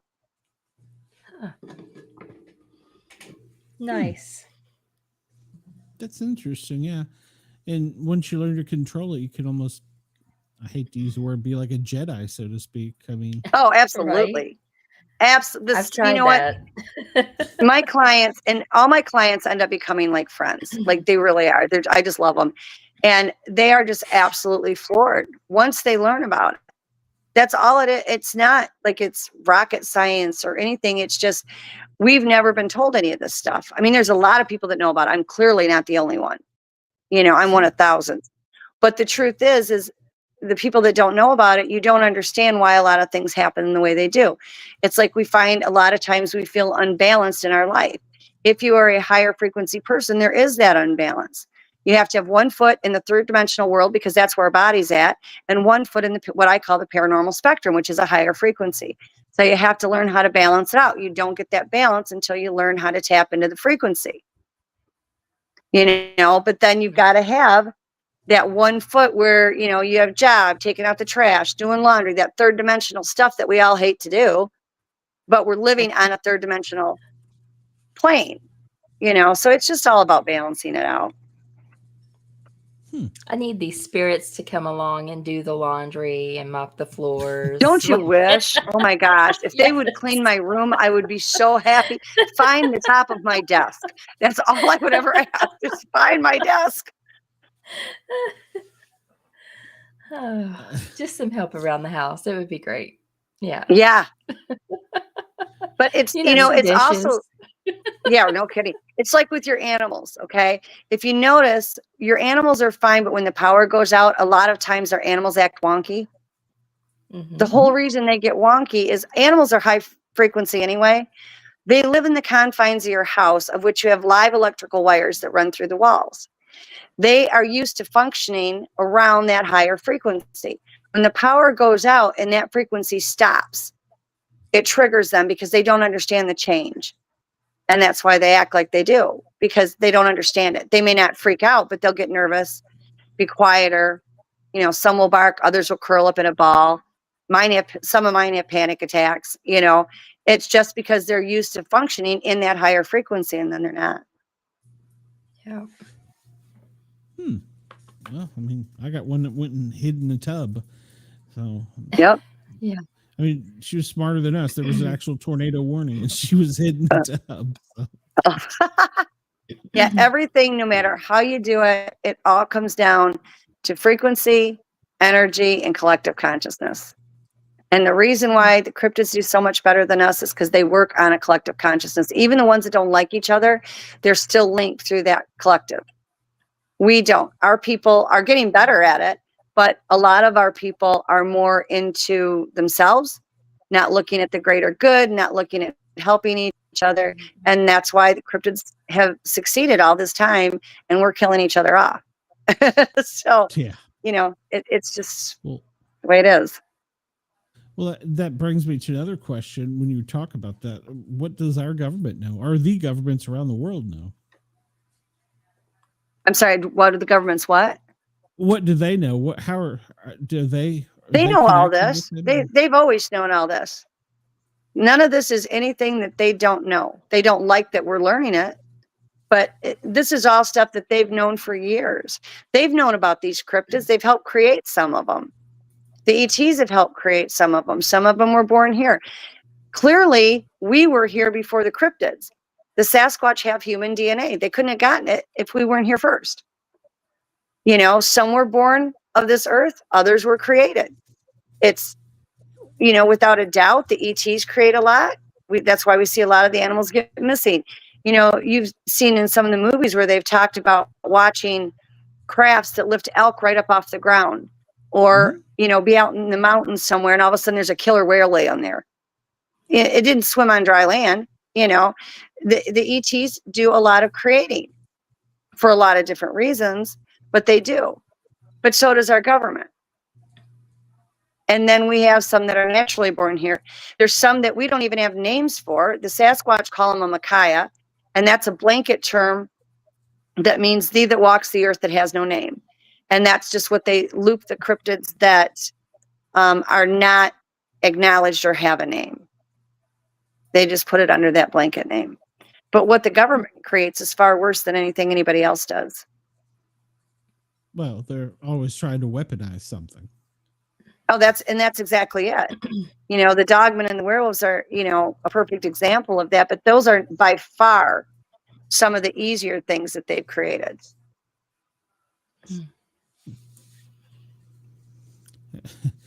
That's well, you know, I've often wondered about that. What about, like, I mean, is it of lore like the vampires and stuff like that, or is that just legend? You know, I've been asked that so many times. There is what they would consider a vampire, but keep in mind that the movies have amplified it. Sure. You know, so they're not quite in the same thing. Have I ever dealt with vampires? I have not. Energy vampires, yeah. And they basically will want to they look human. They can't wait to get anywhere near you, and they literally suck your energy to the point where you can't move. You know, in all honesty, the cryptids will try to do that as well. Generally, if you take your energy within your body, push it back at them, they will back off. The other thing with that is people don't realize that when you're interacting with any of these cryptids, because they are so high frequency, it has effect on our 3D bodies. Okay? We still have this 3D body, and that high of a frequency causes problems. That's why you see a lot of researchers with illnesses, tumors, health issues. That's why. If you were to take one of those, I don't think Geiger counters, or what are they called, those little meters for radiation, and you get them next to a Sasquatch, they will go off for radiation. Even on the ones that are deceased, they will pop for radiation. What I do with the clans that I work with, because it feels like this weighted blanket, like, you know, they'll get like 2 feet from me, and you literally feel like you've got concrete bricks over your whole body. And it's the frequency is so much more intense than ours. So what I do, and most of them, not all, most of them are happy to comply with it, is I just say, you know, you're welcome to interact with me in peace. My body is not like yours. I cannot take this high frequency, and it's making me, you know, it's too much on me. It doesn't make me sick. I don't get sick. A little dizzy once in a while, but it does. It's so heavy. It's like you go to walk and you can't move. And for most part, they will pull it back. Some of them won't. I think they get a kick out of being more powerful than us, but for the most part, they do bring it back. And so when I'm out with them, that's one of the things I ask first. And if I get them to do it, then I'm happy. If I don't get them, at least I know I tried. They don't do it to hurt anybody. When they zap, they're taking all that frequency and energy in their body, and they're basically throwing it at you like you would have a snowball fight with somebody. They can pinpoint where they want it, how strong they want it, and what it's going to do to you. I've had people standing next to me get zapped and got put on the ground, and I'm standing there like, okay. And it's not anything to do with me. They just chose not to zap me and to zap the person next to me. Like a game almost. Crazy. Yeah. Well, why do you say we've experienced this when we're out in the woods? Why would we have these crazy experiences? Is it because of the energy? We pretty much just come back to camp and go, okay, we're going to sleep now. That's probably them getting in your head, because they can do what they call trancing. One, with trancing, it's like your brain is fully functioning, but your body goes on autopilot.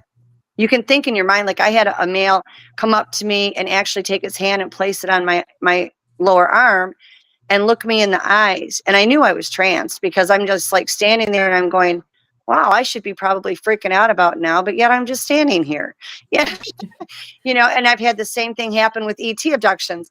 And so that's part of it. The other is, it's very possible whatever was out in the woods with you projected that thought into your mind to get you to peacefully leave. They can project any thought, smell, sound, emotion, anything. And it's all projection. And that way it keeps them safe, and they don't have to have that much contact. And they can do that from any distance. They don't have to be near you to do it. They've got quite the leg up on us. And Wendell asked this in the chat, but I was going to word it a little bit differently. why do some people have more experiences and other people have nothing? Is it? It's all frequency. It's all frequency. If your frequency is high enough, if they feel you have a pure heart, if they think that your consciousness is ready for that contact, then you get it. We may think that we're ready. I can remember years ago, and they would tell me that, we're going to have you do this, this, and this. And I'm like, oh, I'm ready now. I'm ready now. I'll do it. Tell me how you want me to do it. I'll do it. And they're like, we'll let you know when you're ready. And I'm like, no, but I really am. I'm fine with you guys. Just tell me what it is you want me to do. And they're like, they would laugh at me, literally laugh at me. And they're like, we'll let you know. And I'm like, fine, be that way. But yeah, they don't do anything until they think you're ready. It's not what you think or when you think you're ready. They will let you know. Okay. Yeah, because I mean, I've had experiences in the woods, and then we'll bring one person in, and there's just nothing, and they never have anything. They have never had any type of interaction with anything. I mean, they may have and not realize it, but it's like it just killed everything around us. And we can go out in our group, and it's like we're magnets for them. Yeah. Now, like for you, the one that follows you around is tall, probably 8.5 to 9 feet, medium build, sandy colored hair, very shaggy. He does not have the conial head, but he does have a higher forehead. Okay. Yeah, the very first experience I had, there was something called the Mount Vernon Monster in Virginia. And we went out in the woods looking for it. We were teenagers, stupid. And we found it. And it was the very first experience I ever had. Oh, God. That sounds bad. That sounds really bad. Yeah, we found it. So, but we thought it was a human at first because it was down by a pond. And when it stood up, we know, well, yeah, that's not a human. Oh, God. Yeah, that one doesn't sound good. But again, when you we had some missing time with that too. Yeah.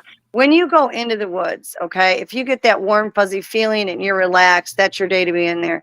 But as soon as that changes, or if you step into those woods and you feel uncomfortable, turn around and leave. Like, a lot of the bad encounters are because people are missing those subtle signs. Everything is subtle. Unless they get to the point where they're frustrated, then it's, loud and proud.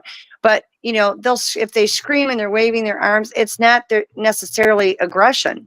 It can be, but it also can be you are going to walk into something that was dangerous to you, or they have their children there.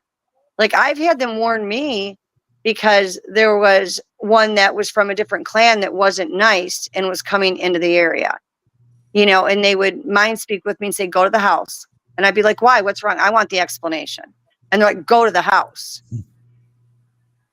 And then I got yelled at. Like and I didn't really get yelled at. It was just like, go. And I'm like, fine, cop and attitude, I'll go in.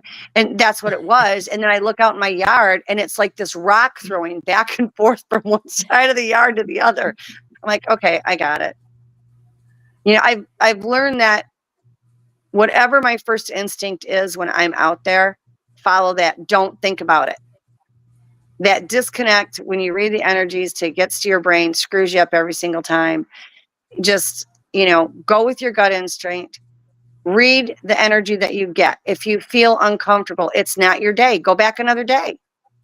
Doesn't mean you can't be there ever, but that's not your day. Something's there that doesn't want you there. They would prefer to get that point across to you that way than have to be in some kind of an altercation.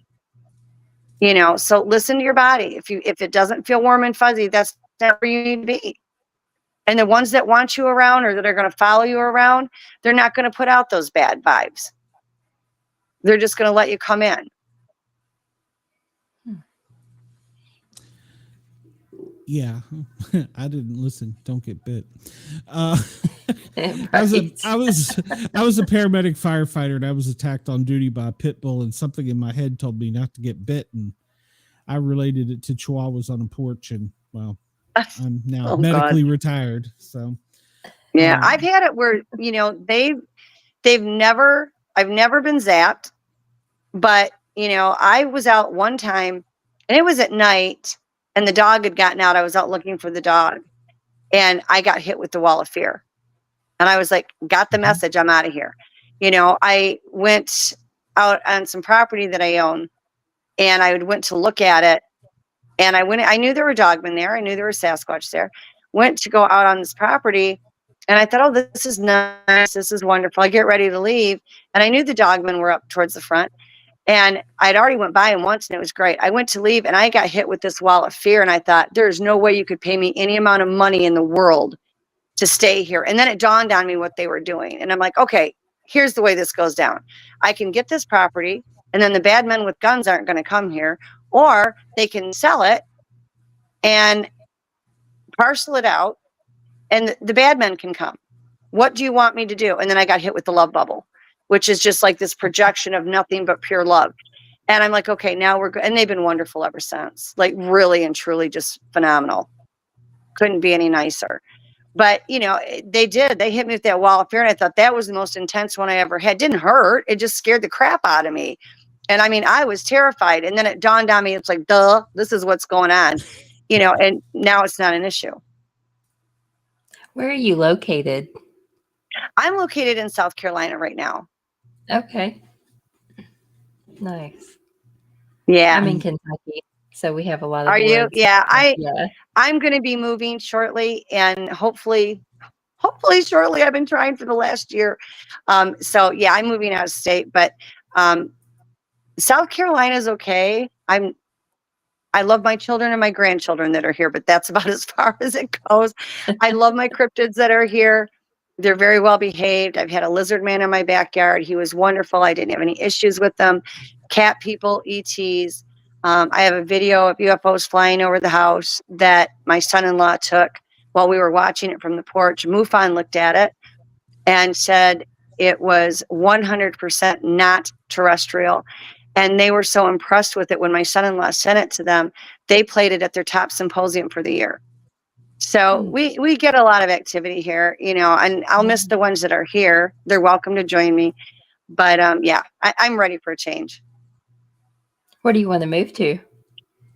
I'm going to be moving out in the Texas area, only because I never really wanted to live in Texas. The only reason I'm going to Texas is because I do run, and I'm an assistant manager for the Nebraska Bigfoot Conference. Mm-hmm. And so and Harriet McFeely is the owner, and I adore her, and she needs help with the museum, and I want to be able to help her with that. I have clients that are spread out all over the United States, as well as I have clients that are outside in other countries as well around the globe. But the ones that are in the US, I try to get out there as much as I can. And it's kind of a centralized place. I don't know how long I'll stay there, but yeah, me and my animals are going to go. We're going to do this. We're going to do this. That's awesome. Yeah. That is. Wendell in the chat wants to know when he is going to see one, and does he have a Bigfoot near him? He's jumping up and down. Is he? I'm trying to see if I can zero in on him. He's a really odd and strange. He's got a couple things around him. He's got a little person that follows him around as well. There is a youngster. It's blonde. It's probably about 5 foot. It's just one of the kids. At 5 foot, you're talking probably 8 or 9 years. But he does have he's got more dimensional and elementals around him. And definitely little people.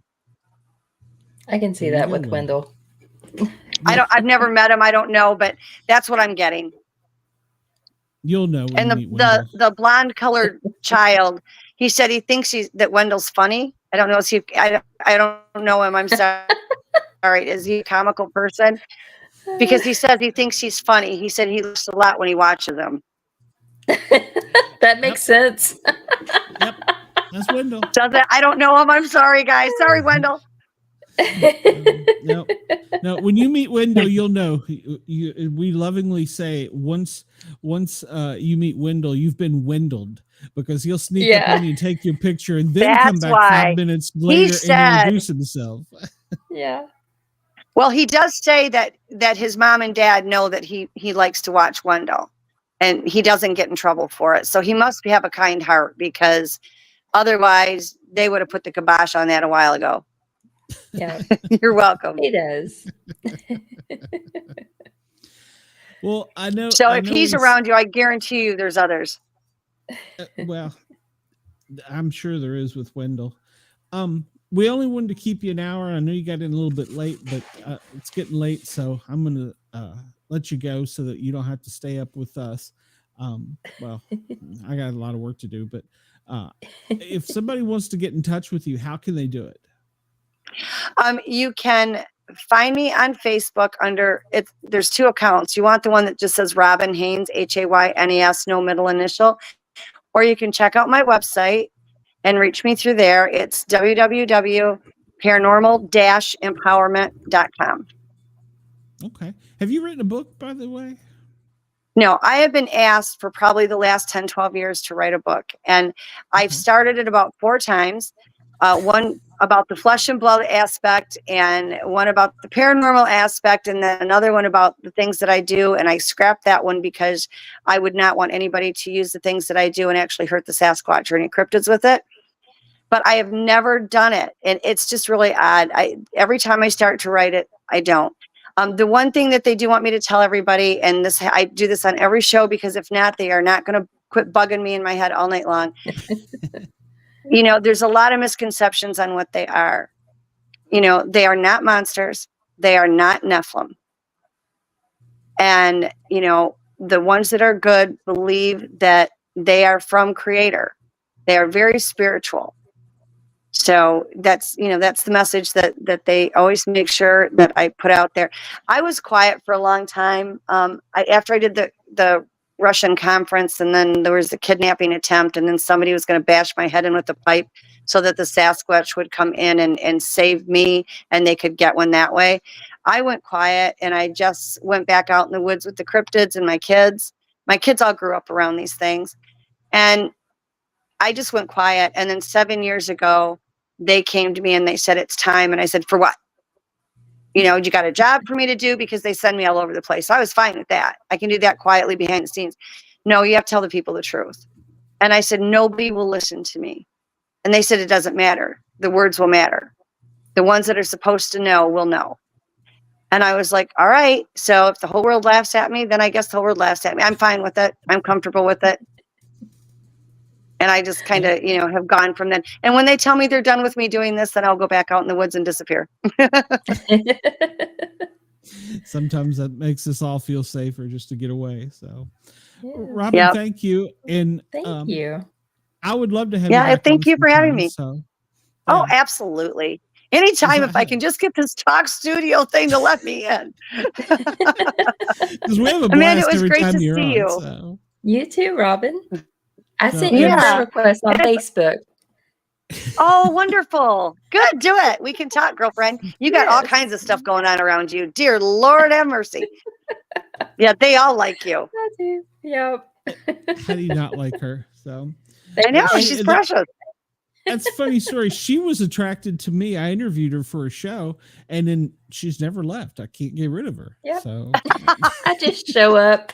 Good. I'm not trying. You can show up anytime I'm here. I'm not trying to. No, I don't want anybody to think that. But yeah, I mean, it was like, she's a keeper. I gotta have her. So she's amazing. I can see why they like her. Like, you really do. You have a pure heart, and your frequency is off the charts. Like, there's a reason they like you. What is the deal with the dishes on your counter?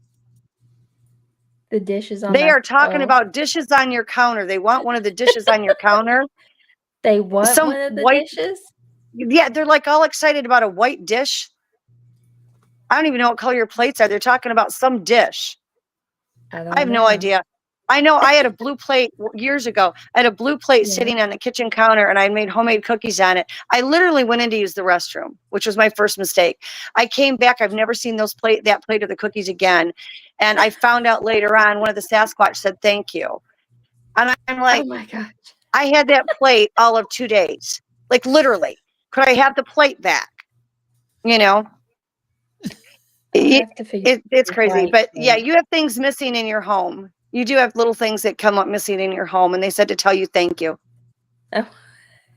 Welcome. I can have a show. I don't just claim on to this. ever know what they mean. I just know I pass along the messages.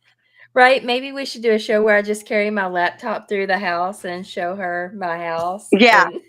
Yeah. They're cracking up. They're just having a ball. And the little people are even worse. They're like little kleptos. I mean, I'm telling you what, gosh. they just are a trip. Oh my word. But see, once you get the thing about you, and you're probably already noticing this, and you as well, but when you get in that higher frequency, your vision changes. Okay. So you see people that have pictures and they say, oh, it's all pareidolia. And a lot of times it is. Honestly, it is. But the other part of that is people that are looking through 3D eyes will never see them in those photos. Maybe in flesh and blood, but not when they're not in flesh and blood. When you go into the higher frequencies, you're now looking through what I call the paranormal spectrum, which is through higher frequencies. So you're going to pick out these things in the photos that other people can't. So like in your case, Amanda, you're probably noticing things dart around your room, or shadows every now and then. Or Glenn, you're the same way. And it's because you're looking through the paranormal spectrum at a higher frequency. So that's why you're able to see them, where you could have somebody that doesn't know anything about these things standing next to you and not see it at all. Yeah. But it's because you're looking through the higher frequency paranormal spectrum. Nice. Makes sense. Right. So it's like, welcome to the club. There you go. Amanda, you may have a new partner there. So yeah. There you go. We could have some fun. Oh yeah. I don't doubt that. Thank you for coming on, and thank you. You back. And if you and Amanda want to do a show, just let me know. I'll just do the stuff behind the scenes. Well, I would love to come back. You guys are amazing. I always have a good time. Well, thank you so much. Have a great night and be safe in these storms that are coming your way. So. Yeah, thank you. You as well. Take care, everybody. Sorry if I talked your ear off. It was fantastic. Oh, well, take care. Bye-bye. Robin. Bye-bye. Bye. Bye. I love it. That was great. She's great. Yeah, she's great. Yeah, Wendell says that would be a great show. That's an idea. It's an idea. So, I would love it if Cheyenne had been here. Yes. She had to work, so yeah, well, it sucks, but it's okay. We'll get her back. So yeah, I would love to have just you two going, and I would just sit back and I think it would be She great. was fun. I love it. She's got a lot of good energy. That's yes. What, I was like, oh yeah, I'm so adding her on Facebook. I knew what you were doing. I was like, she's a stalker. So. I made it. I made it for the whole show. I can't believe it. You did. I was looking at the weather, and it's not to us yet. I think it's starting to stall. So I don't know if it's good or bad, but I don't know. I keep glancing over. I have the radar on my phone, and I keep glancing over at it, and I'm like, oh, it's at Louisville now. Yeah. It's almost to Nashville, so it'll be about 2 hours away if it's in Nashville now. So great, overnight, yay, good time. It's not too far from us now, so I made it. Yeah. Right. Well, I'm glad you made it. Because I was concerned, about you in general, but I was kind of wanting to have somebody to kick around, and the Dizzle never fails. So yeah. You never know what you're going to get with the Dizzle. Good Lord. So, no, you don't. But it's kind of like the Dizzle effect. He pops in, he pops out. It's, what the hell just happened? So, yep. So, what do we got coming up? Do you have a show next Monday night, right? Yes, we'll have Monday Night Horrors, Cheyenne and myself, and we're going to continue on. I believe we're at the 70s now. So we'll continue on with the horror movies of the 70s, and we'll be getting a lot more movies to talk about. So that'll be fun. And eventually we'll get to the 80s.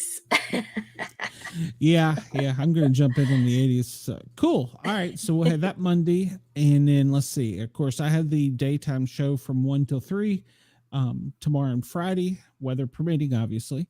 And then we have the football show Sunday night at 7 with Jeff and his son Jake. So that's always fun. And I looked in next week on our schedule. It's an interesting lineup next weekend. The 9 o'clock guest, I haven't confirmed yet, and I need to go back and find out why. I've got a question mark beside their name, but the 10 o'clock guest is a famous comic book artist. So nice. Writer and artist.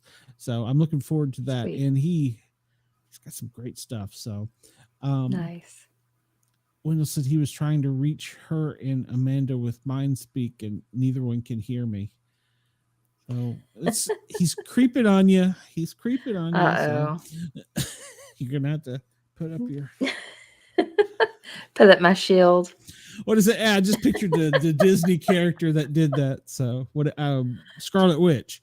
So yeah. So all right. Well, be careful because Wendell's trying to. Abe, watch out for Wendell. So everybody have a great night. Stay storm safe. I say this on my other show. Make sure you have a weather radio that you can listen in on. Have a flashlight and some kind of tool with you at all times, whether it's just a little pocket knife. You never know. You might get caught up in wires or something. So have something with you at all times. So, but stay safe. I will see everybody tomorrow at 1, and we will see you Monday night. At 8. It's at 8. You guys are keeping me on my toes. And I will still be broadcasting live from my mom's attic. So thank you to Yerg's Radio for allowing us in. Rainbow Radio, Bigfoot Radio Network, Pine Island FM. We appreciate and love you. Can't remember your call sign, but we love you. WZQR. WZQR. That's it. I get that. And well, this isn't on Radio Australia, but we will catch everybody soon. Have a great night.